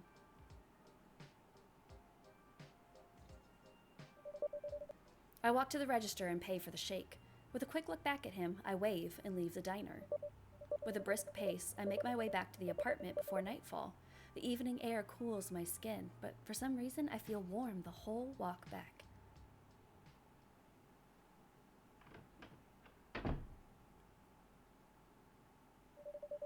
I'm finally back in my apartment, quietly walking to my room so that I don't disturb my roommate. Judging by the thumping and moaning sounds coming from the other side of the wall, they seem to be having another study session. Fuck. I wish they could be more quiet. I have to live here too. I don't bother to turn on the lights in my room and flop face first into the mattress, limbs spread wide. Letting out a long, low groan that made the couple next door pause for a brief moment, I roll onto my back and stare up at the ceiling. Despite having so many other things on my mind, my thoughts never stray far from golf ball. Looking over to the box that's still in my hand, I open it up one more time. I pull out the bundled roses and, smiling a little, draw in their sweet fragrance again. I hope he calls soon. No, you don't. No, you don't. I'm waiting. I'm waiting. There you are. You little fuck. So, Cece, did you have a nice time with golf ball? Don't answer that. Well, it seems like I did. I guess. For the brief 3-minute date we had. Ah, fuck, I'm late for work. Let's get out of here. Ah. Finally dressed, I rush out of my bedroom, making my way into the kitchen section where I normally put my work keys. Hey, looks like someone's in a hurry. What's up, Lulu? Holy shit, Lucy. Jeez. Startled from the sudden voice, I turn around and look over towards my roommate, who looks just as surprised as I am. Whoa, chill, my dude. What's got you all jumpy this early in the morning? For a moment, I'm surprised she's not even irritated that I called her by name. She'd only allow it for the people she trusts. I then shake my head, focusing back on my predicament. I'm late for work, so I gotta bolt out before I lose my job. I frantically try to explain as I grab my keys from the kitchen counter and start to hurry my way towards the front door. So, no coffee then? She makes her way to the coffee machine to turn it off. As much as I have many issues with my roommate's lifestyle, lack of a job, and always leaving me with the rent, at least she keeps the place clean and makes coffee for me every morning. I guess it's these little gestures that hold me back from looking for a new place and a new roommate. No, not today. Thanks, though. I answer before taking my leave, not entirely closing the door behind me as I bolt my way down the stairs and out the apartment building. Great way to start a new day. Ugh. At least I'll be seeing golf ball today, so that's something on the upside.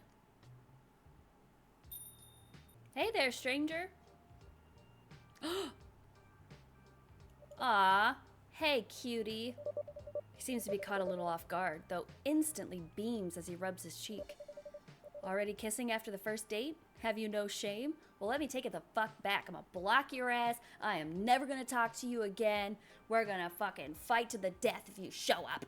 He teases. Hey now, I'm not the one who asked you out on a date out of the blue. It's you who should be ashamed. True, true. Yet here you are trying to seduce me into giving you a hearty tip. He spoke, musing his eyes along my body. Ah, dang, you caught me. Guess I'll have to try harder next time. As soon as I say this, I feel him snake his hand along my waist, pulling me closer to him as a very carnivorous smirk curls on his lips.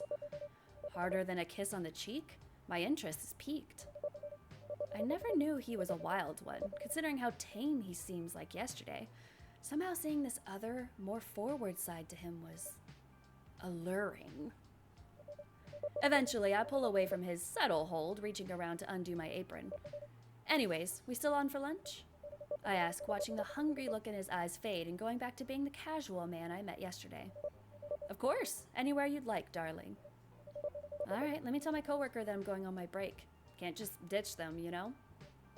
No, of course not. You go on ahead. I'll be here when you get back. He winks at me flirtatiously before I leave. God, why is it turning? I don't know why it is. I don't know. He's creepy. And he's the color of a corpse. Dead little golf ball man. I walk back into the kitchen area, hanging up my apron just as TK approaches me. Oh, and who was that?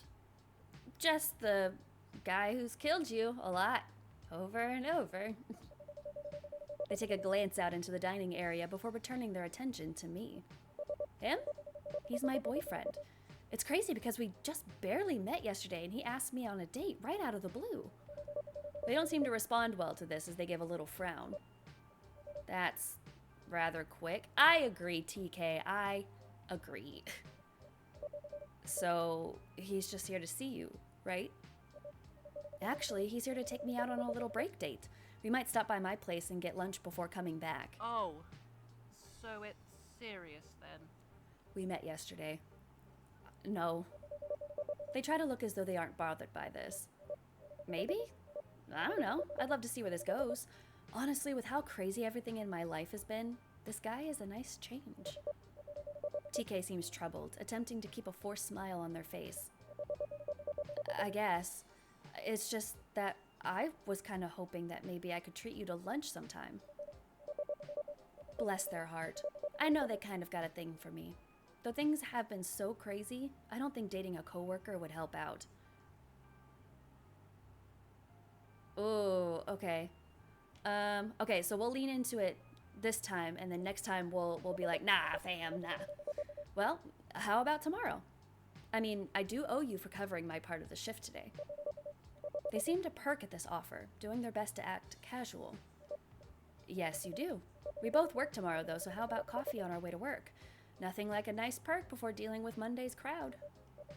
You got it. Coffee and maybe a muffin if I feel like spoiling you. I wouldn't fight you on it.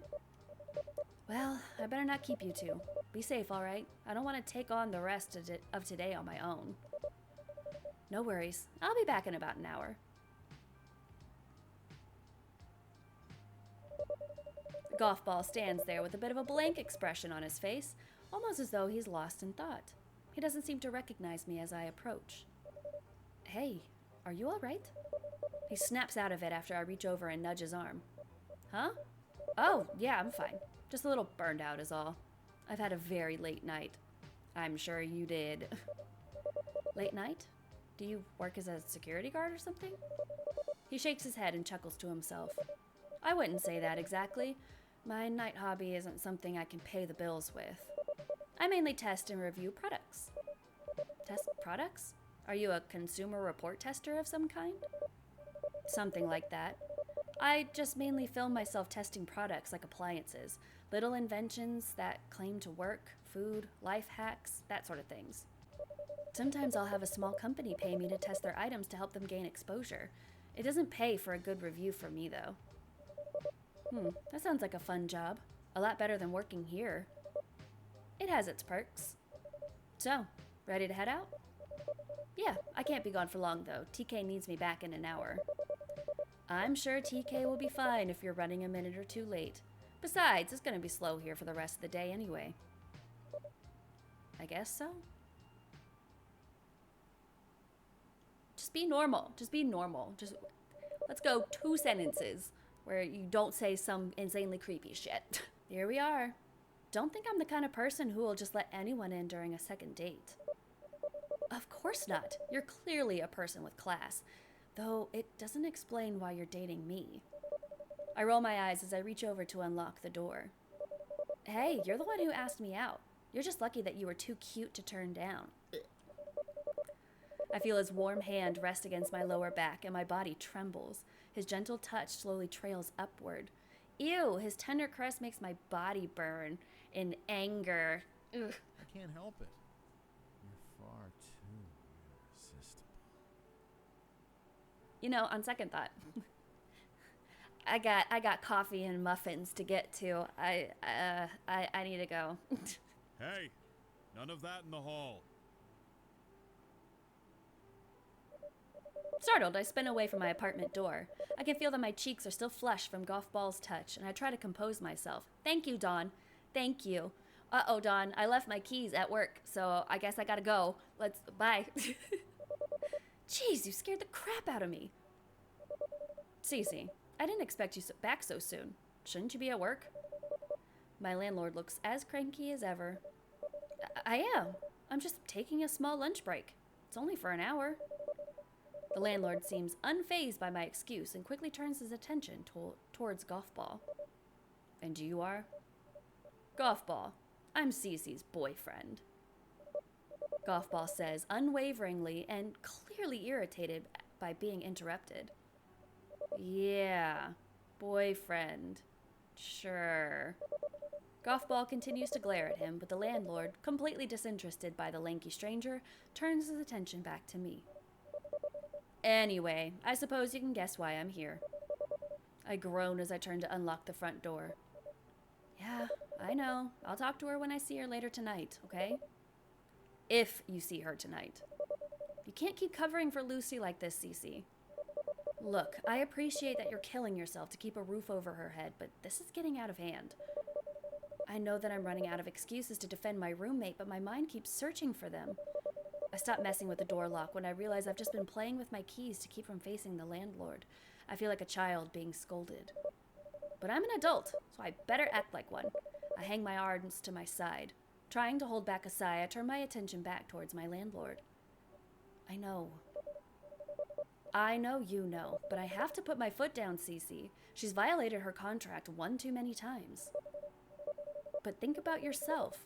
She dumps her half of the rent on you, leaving you to work triple shifts at a dead-end, greasy spoon diner. Listen, I admire a hard-working person. I do. And I get that you're trying to be charitable and you don't want to be bad. But you can't kill yourself like this. She needs to go.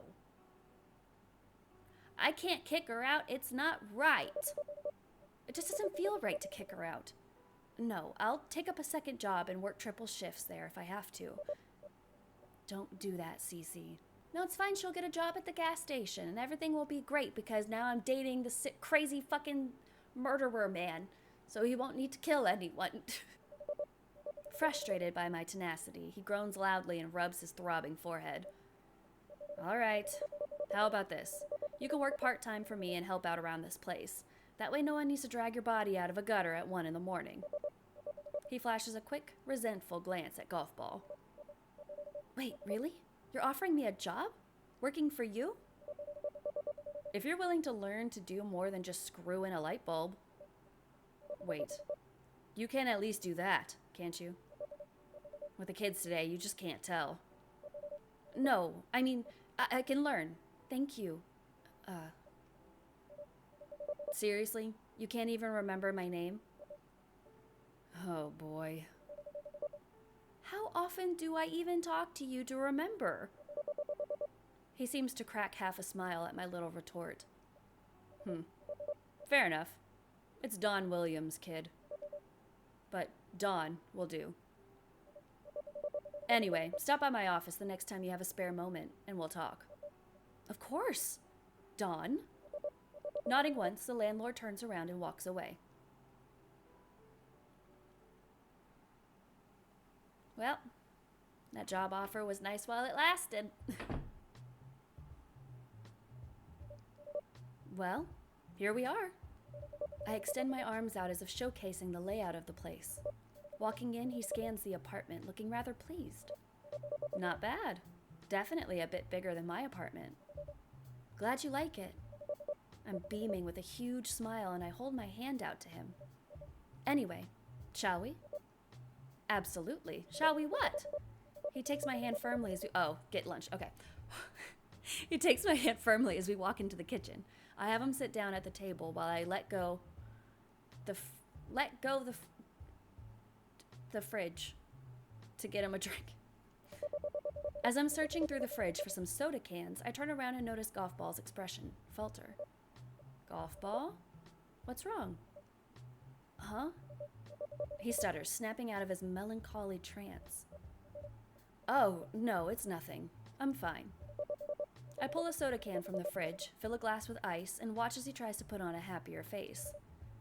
Are you sure? Really, I'm sure. It's just... He sighs as he takes a soda can and pours it into the chilled glass. I guess I can't help but feel bad that you have to put up with a roommate who's taking you for granted. Oh, that. Well, hey, look on the bright side. At least I'll be working a second job that'll cover us both, and I won't have to work as many shifts at the diner now. Isn't that great?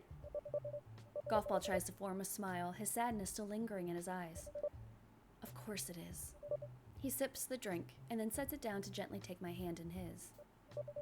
Cece, I think you're a wonderful person and you deserve the best from all the hard work you put in. He brings my hand forward to his lips, kissing it gingerly. And if I were your roommate, I'd promise I'd put in so much effort into my work to help you pay the rent and whatever else you'd like. And if I do something you disagree with, even in the slightest, you'll bonk me over the head and kill the last person I talk to. I don't know if it's the way he says those words or maybe the look in his eyes, but I can't help but feel touched. Aw, Golf Ball.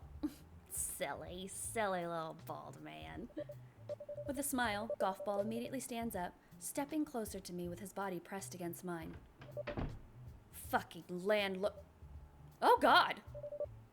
Golf Ball turns his head, letting out an irritated groan as he glares over at my roommate as she bursts through the front door. Lucy! Hey! You're home. Oh, not for long. I was gonna hit the bottle, but it seems you two need some alone time. We were just getting lunch real quick. Yeah, just a quick lunch break before going back to work. Nothing like eating out for lunch. Girl. Lucy, oh my God. She makes her way into the front room and grabs up a small bag of pot she keeps tucked away under the mattress. She stuffs it down between her breasts before checking her pockets for a lighter. Well, you two take your time. Don wants me to meet up with him about some bullshit or other. I'll be back later tonight, though. Hey, maybe you and I can have a little late night for once. You know, if you're not too tired after this. I'm gonna say sure, and she's gonna get murdered too. Since when does Lucy ever want to hang out? Maybe she knows she's getting kicked out and is trying to sweeten things up with me. Sure? Great. She beams, walking over towards where we are and places a peck on my cheek. I'll catch you later tonight, darling. I'm caught off guard by this gesture, looking rather confused as she pats Golf Ball on the back. Don't rough Cece up too much. God knows they need a good Jesus, but I prefer my roommates being able to walk afterward. Lucy, please go. Oh, and I got some condoms in my nightstand. Lucy! I love you too. With that, Lucy finally leaves the room, locking the door behind her, possibly to make sure we're not disturbed again. Fucking Lucy's a real one. After a moment of silence, I step away from Golf Ball a little, looking down to the floor while feeling both embarrassed and very, very flustered. I'm gonna see what leftovers we got stored away in the fridge. I say in a hushed tone, biting my lower lip as my eyes drift back up to him. That devious glint was still in his eyes, but casually he nods in agreement. Yeah, can't send you back to work on an empty stomach. Ugh, why can't the rest of the day be like this morning? The moment I get back from lunch, the place is as dead as my dream job. TK walks up, dressed in their casual clothes and hands tucked away in their pockets. They yawn as they see me approach. You already clocked out? Yeah, I'm ready to just go home and die. Oh, don't do that. I still need your help tomorrow. They chuckle, holding open the door for me as we both take our leave. TK starts heading to their car, rummaging with their keys for a moment before pausing, turning their attention over towards me. Hey, can I talk to you about something? Sure, what's up? They hesitate a bit, looking off to the side as they muster the courage to speak. About that guy, Golf Ball. I know I have no place to say anything, but I got a creepy vibe about him. Creepy? How do you mean? They're right. Trust their instincts. It's just that it seems he had eyes on us the whole time we were talking. I don't know. He does seem a little weird. It's fine. They shift uncomfortably where they stand, still fiddling with their keys. Anyway, I'll catch you tomorrow. Be careful walking home. Yeah, you too. With that, TK gets into their car, fighting with the engine for a second or two before starting it up and driving off. I understand their concern, and maybe they're right. Golf Ball and I just went on a 5-minute date, and he was already ready to do things in the kitchen. Maybe we're moving too fast.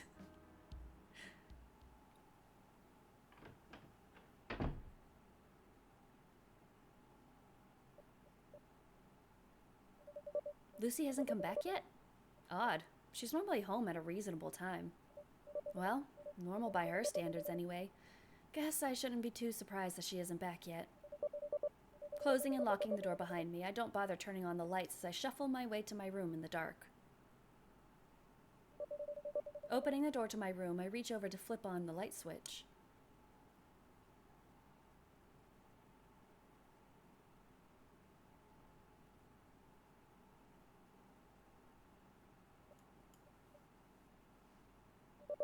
The door is stuck.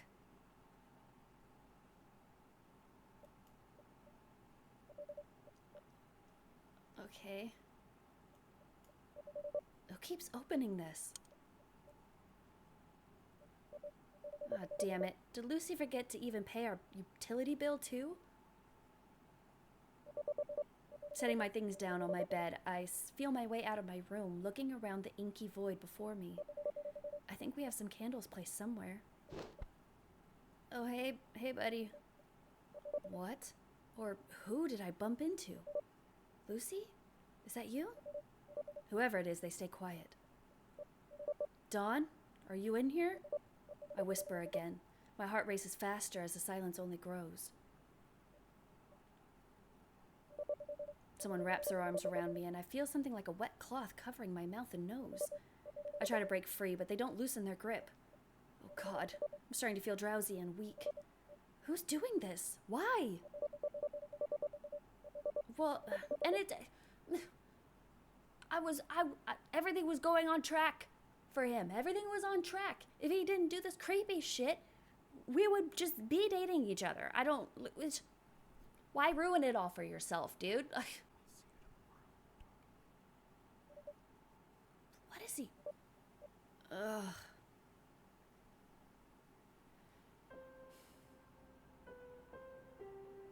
Why they always gotta go and ruin it for themselves? Think a little bit, you crazy stalker. It was probably just a nightmare. It's fine. It was just a dream. A nightmare, more like it. I guess I've been too stressed lately. Thank God it didn't happen, though. Who could that be? It's probably Golf Ball. I better get that. It's a good thing it didn't happen. I hope it's Golf Ball. It's been so long since I've looked forward to seeing someone. Coming! Quiet, quickly. Yeah, it's... hurry up. Hey, Dawn. Thought you were someone else, bitch. You'll need to be more vigilant about answering the door from now on. A lot of folks will be running to you to take care of things around here. He's right. Great first impression I'm making so far. The man heavily sighs as he reaches into his back pocket and hands me a small to-do list. Here are a few minor things to spruce up around here. Simple stuff that hopefully you can handle. I take a look at the piece of paper that Dawn places in my hand. I didn't realize he had such nice handwriting. The list seems basic enough. Take out the garbage, sweep hallways, check up on Miss Greta, change light bulb in downstairs public restroom, restock cleaning supplies, should be delivered today, remind me, Dawn, to check the upper unfinished floor for rats. Yeah, I can do this, I got this. Don't even worry your little face about it, Dawn, I got this. Yeah, I can do this. I reassure him. Dawn seems to wear a face of relief, but tries to hide it. Good, this will make things a lot easier for me. By the way, have you talked to Lucy yet? No, I only caught a glimpse of her yesterday while I was on my break. She wasn't home when I got back from work earlier. But I'll be seeing her tonight. I guess we have a movie date or something? The older man raises an eyebrow at me, a slight smirk curled on his lips. Having a movie date with Lucy and a boyfriend? Look at you getting around. Fuck off, Dawn. You have no business getting in my business, sir. Turn around and go do landlord things like fucking people over on their rent. It's not like that. Don chuckles a little as he starts to take his leave. Sure. Anyway, just be sure to get those done sometime today. Once Dawn is gone, I look down at myself. I guess I'd better hurry and get ready for work. I don't want to be late 2 days in a row. Besides, TK and I are going to be having a little breakfast together, so it's not all bad. Hey, Cece, I texted you earlier. Why didn't we meet for breakfast? Not sure yet. The kid.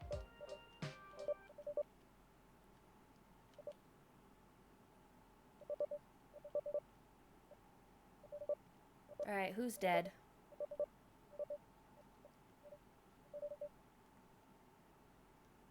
Let's see if it's gonna be Lucy or Dawn. And then he comes over saying he hopes that we don't get declared suspects. Suspects of what? Golf Ball. How do you know what's going on, Golf Ball? Golf Ball's expression of great concern slowly fades to annoyance as he glares over to TK. Why didn't you wait outside like I told you? I didn't want them dealing with this.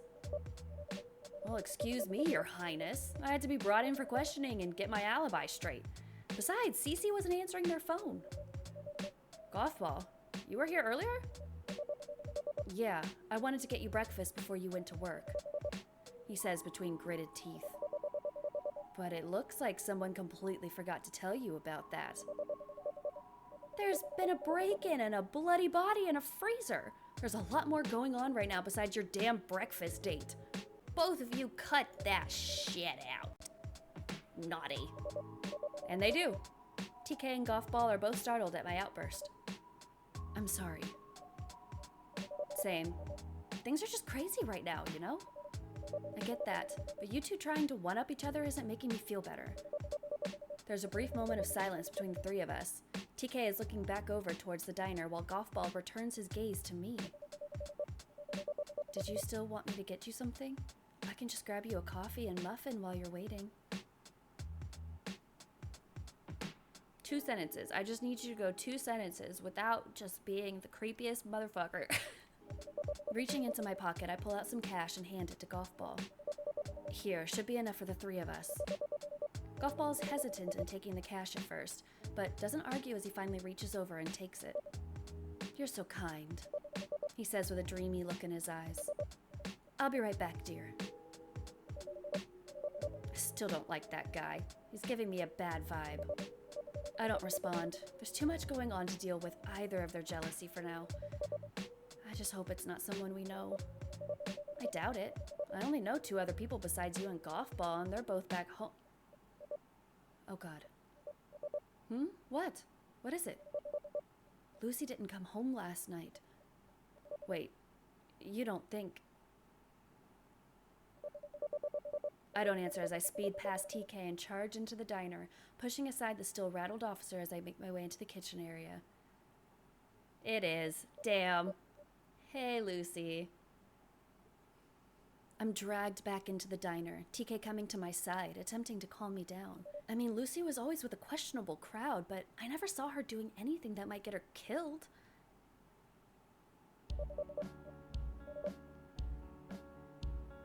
And then TK walks us home. Yeah, that'd be great. You come get me. Thanks. Because I want you to die too, I guess. TK steps closer and hugs me, their embrace tight as they nuzzle against my cheek. If you need anything, I'll be a phone call away, alright? I can't help but hug them back.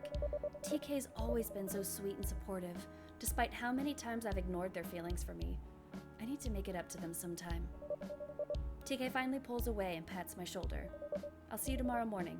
Try and get some sleep. If I don't get fucking kidnapped first. Golfball is sitting on the sofa as though he's been waiting for me the whole time. The moment he sees me walk in, he jumps to his feet and hurries over towards me, giving me a tight embrace. There you are. Dear God, that took forever. I was getting worried. My grip is weary as I wrap my arms around him, not sharing the same kind of force. Today has been exhausting. Sorry about that. A lot goes into these investigations, I guess. Why are you in my house? Just a quick question. Just a little question. Why are you here? How are you here? How'd you get in here?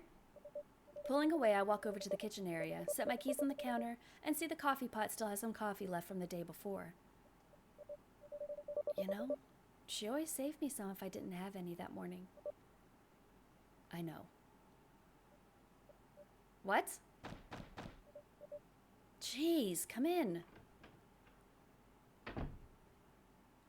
Hey, kid. I heard what happened.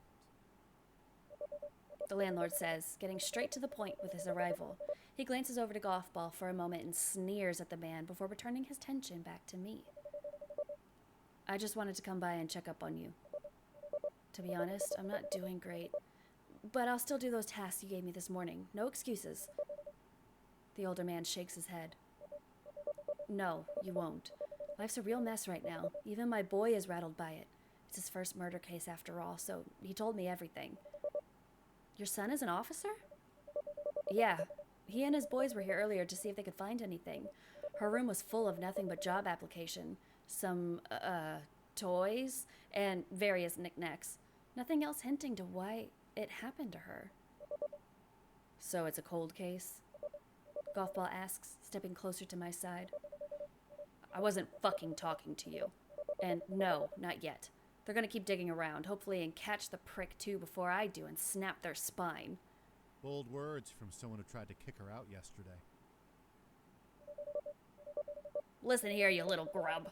I might have wanted to kick her out, but I didn't want her to get cut up like a Christmas ham and shoved in a freezer for later. No one in their youth deserves that. No one in their youth? Why is that the only qualifier?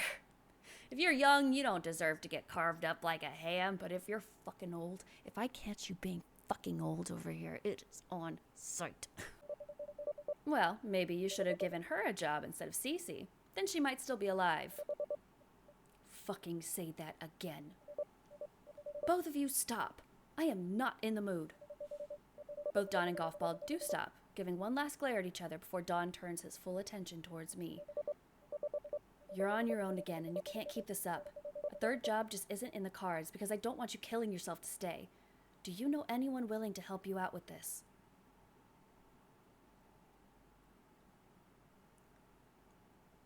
Oh, I'm sorry, TK. Well, my friend TK needs an upgrade. I understand they live on the south end of town. That shithole? Jesus, I can imagine so.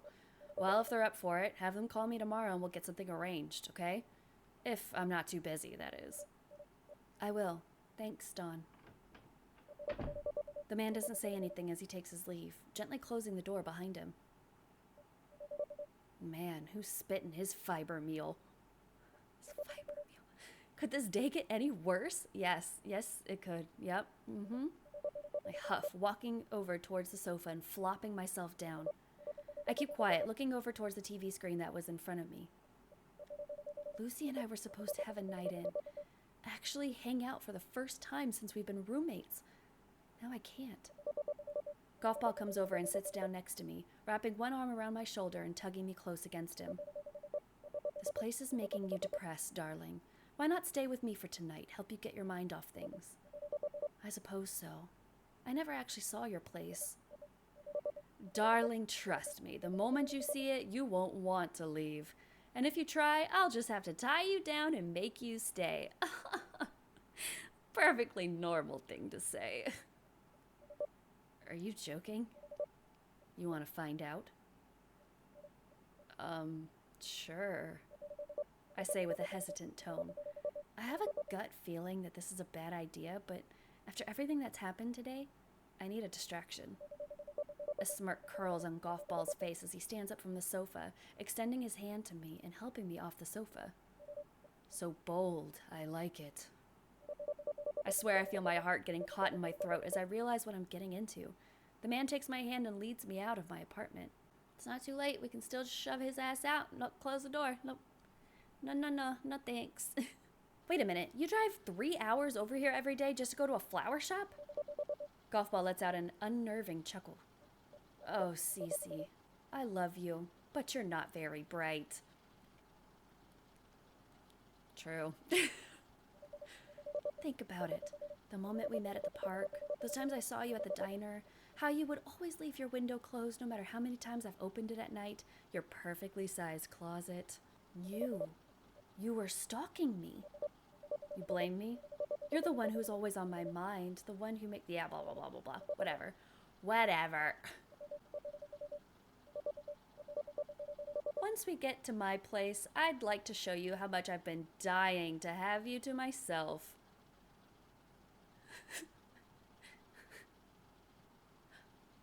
Okay.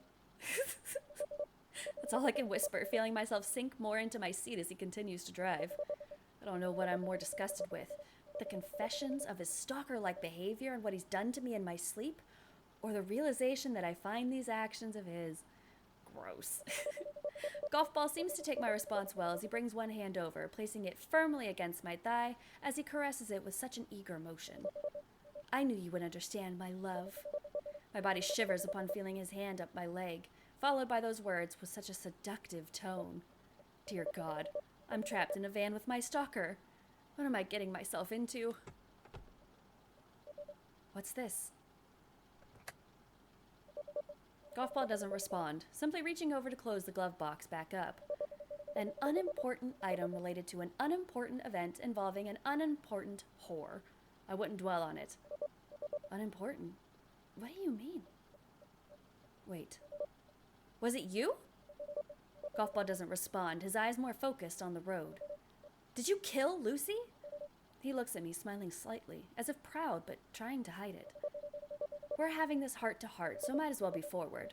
In short, yes, I murdered her. She had to go. She would only get in the way. We can't have that. Golfball's expression turns cold as he mutters the last sentence. You get that, yes? Yeah, yep, mm-hmm. He was really serious about this. More so than I imagined. I'll kill for you is such a cliche, but Gothball meant it. He really cared for me that deeply. I feel a spark ignited by his possessive passion. I wasn't bothered at all. It transformed Gothball's chilling words into something that warmed my body. I'm flattered that he'd put himself at risk to murder for someone for me. Oh? I think like most people you'd be a little freaked out by a murder confession. I'm not like most people. Gothball seems reassured by my answer, becoming less tense. I knew you would understand. Just another way that we are meant for one another.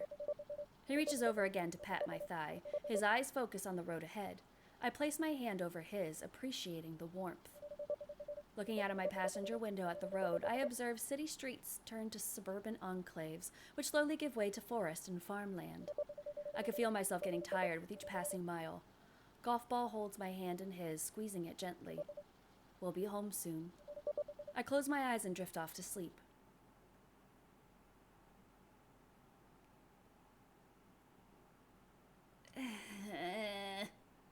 I mean, I can't see it getting any worse than that, but I'm gonna go back and then just completely rebuff everyone that isn't Gothball.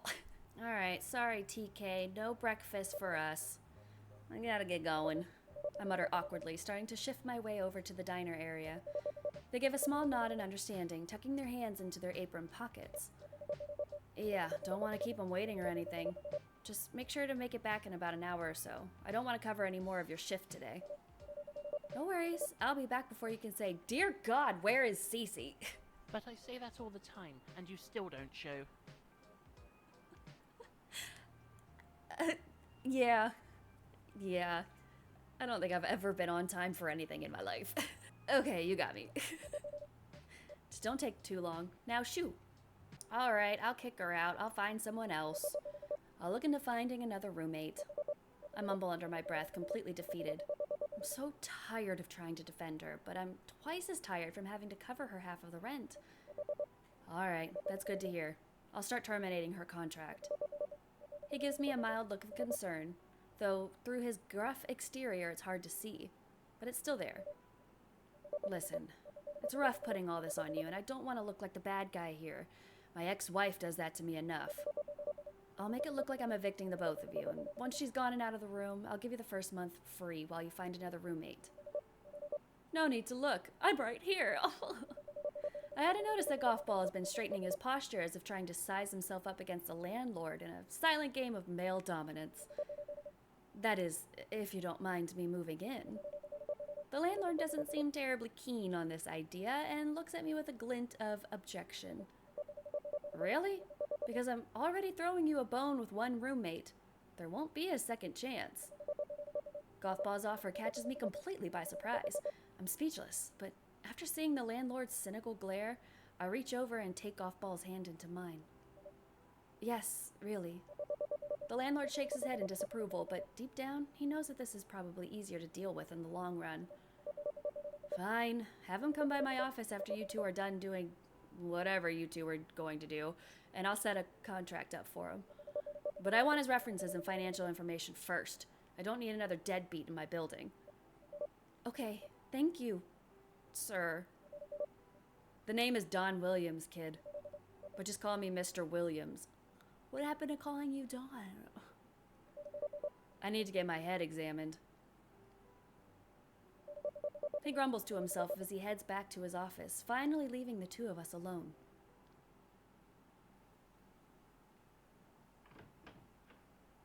Well, that's gonna be awkward when Lucy shows up. Walking in, he scans the apartment, looking rather pleased with what will likely be his new living space. Not bad. Not bad at all. A little bigger than my apartment, so this is an upgrade for me. He looks back towards me and clears his throat. Hey, sorry for putting you on the spot like that. I didn't mean to butt into your conversation and deem myself as your new roommate. Yes, you did. Don't act like that wasn't your intention. It's fine. It certainly makes things a lot easier for me. That and you have a decent job. Just don't do that too often, okay? Cross my heart. With a smile on his lips, he walks over to me, taking my hand into his. And hope to die. I don't know if it's the way he says those lines, or maybe the look in his eyes, but I can't help but gaze back as he steps closer, his body nearly up against mine. He cups his hand around my cheek, gently caressing my skin as he leans forward, placing a gentle kiss against my brow. My heart is pounding as he tenderly cherishes me in such a manner, letting out a small hum as his lips trail down to my other cheek. With a serpent-like tone, he whispers in my ear. What, no creepy voice line for that? God, I could eat you alive right now. I lock up, completely unaware that he backs me up against the kitchen counter. A gasp escapes my lips the moment I felt something thick, warm, and wet slither along my neck. Ew. Ew. Oh, God. Thank you, Lucy. Thank you, Lucy. No late night for you, Lucy. No. I'll be dead tired. Probably go to bed early. My roommate huffs out a sigh as she walks over to us. Lucky you. I wish I got exhausted from a rough lunch date. She gives my cheek a little pinch. Well, I'll be up if you change your mind. I'm rather confused by this gesture. Never before has she ever expressed such a physical manner of any kind, not even shaking my hand when we first met. Walking by Golf Ball, she leans up against him as she turns the conversation over towards him. Go easy with this one. Yeah, Cece needs, but not a bruised body afterward, okay? Hey, I got some lube under my bed if Cece's... Jesus Christ. Get out. Just go. Can't hate me for looking out for you two. You're just paranoid, TK. He's perfectly fine. Don't even worry about it. They shift uncomfortably where they stand, still fiddling with their keys. Anyway, I'll catch you tomorrow. Be careful walking home. Alright, bye, TK. Forever, I guess. Hopefully not. Even after everything, after all that, after all the defenses I gave for him, this bitch still comes in here and tries to knock my ass out. It's just a nightmare, though. It's fine. We're fine. Hey, Don. Paranoid enough to not answer the door, huh? Sorry. Mr. Williams doesn't seem to acknowledge the apology as he crosses his arms and continues. I had a word with Lucy about the termination of her contract. Well, both of yours. She didn't take it well. I can imagine. Mr. Williams seems a little uneasy as he continues. She tried to convince me to at least keep you here, saying that she recently got a job somewhere and will pay you back from all the times you covered her. She did? Yeah. Anyway, long story short, she'll be by later today to start packing her things. So I suggest you make it look like you're packing up too. I feel a sinking feeling in my gut. I was ready to let her go, yet she's the one who pleaded for Mr. Williams to not kick me out. It's too late now to go back on this. The older man clears his throat as though to get my attention. Anyway, if you need some boxes, I think I've got some to spare in my office. No, because if you get me boxes, then it's just gonna be a whole fucking thing, so it's fine. I try to politely decline, giving him a weak smile. I need to start getting ready for work anyway. I don't want to be late again like yesterday. What exactly happened? Slept through your alarm or something?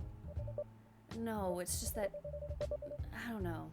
I still need to clear up a few things before making excuses. Mr. Williams seems deep in thought as I say this, the man musing his finger along his scruffy chin. Well, I won't hold you up any longer. I'll see you later tonight. That was weird. Anyway, I'd better wash up and head out. Damn. And she still got murdered, even though I kicked her ass out. TK, get it the fuck together. You stop it. TK is taken aback by my sudden outburst, staring at me with a mix of shock and confusion. You can't be serious. They murmur under their breath. No, I agree with Cece. This bickering isn't helping anyone. Golf Ball spoke, a mild tone of annoyance towards TK before he turns his attention to me. I'm sorry for losing my temper like that. TK rolls their eyes. Fine, whatever. Let's just wait until we're sure they don't need us anymore. There's a brief moment of silence between the three of us. TK is looking back over towards the diner while Golfball returns his gaze to me. Oh shit! It's the landlord this time, not Lucy. That's my landlord! That's Mr. Williams! Uh-oh. I mean, I guess that makes sense. We turned down Lucy, but there wasn't really a way to turn down the landlord, so... And TK still walked me home? That's weird. No, don't check on me. I don't want you to be murdered too. It's fine. Thanks, though. I reply, fumbling with my keys. I'll just give you a call when things calm down. It better be soon. We can't pay rent with missing work days. Ooh, he big mad. Quit looking at her. Quit looking at her boobs, Golfball. What the hell? Lucy, back off my man, okay? Back off. I groan, resting my face in my hands. I'm so sick of her excuses and insults every time she gets called out. I don't want to hear any of it right now.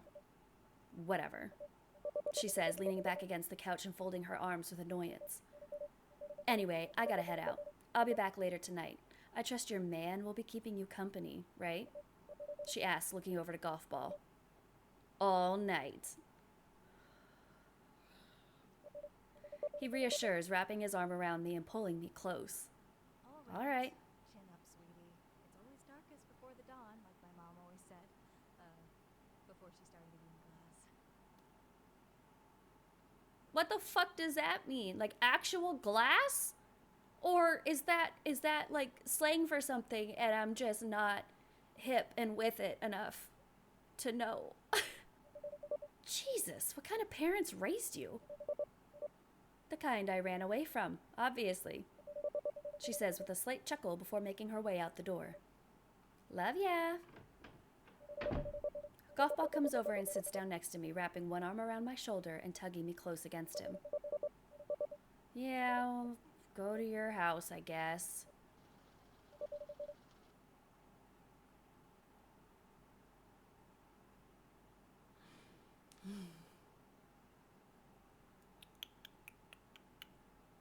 I am in trouble. Well, that was your boyfriend. Day 4 is out currently, but the developer has made it very clear that they do not want anyone streaming it until they give the say-so. So I'm going to respect that, and we are just going to leave it at Day 3. If you want to go ahead and play Day 4, you need to join the Patreon. The link is below. Please remember that going on dates with your stalker will not end well. It will never end well for you. Don't fucking do it. And I will see you later.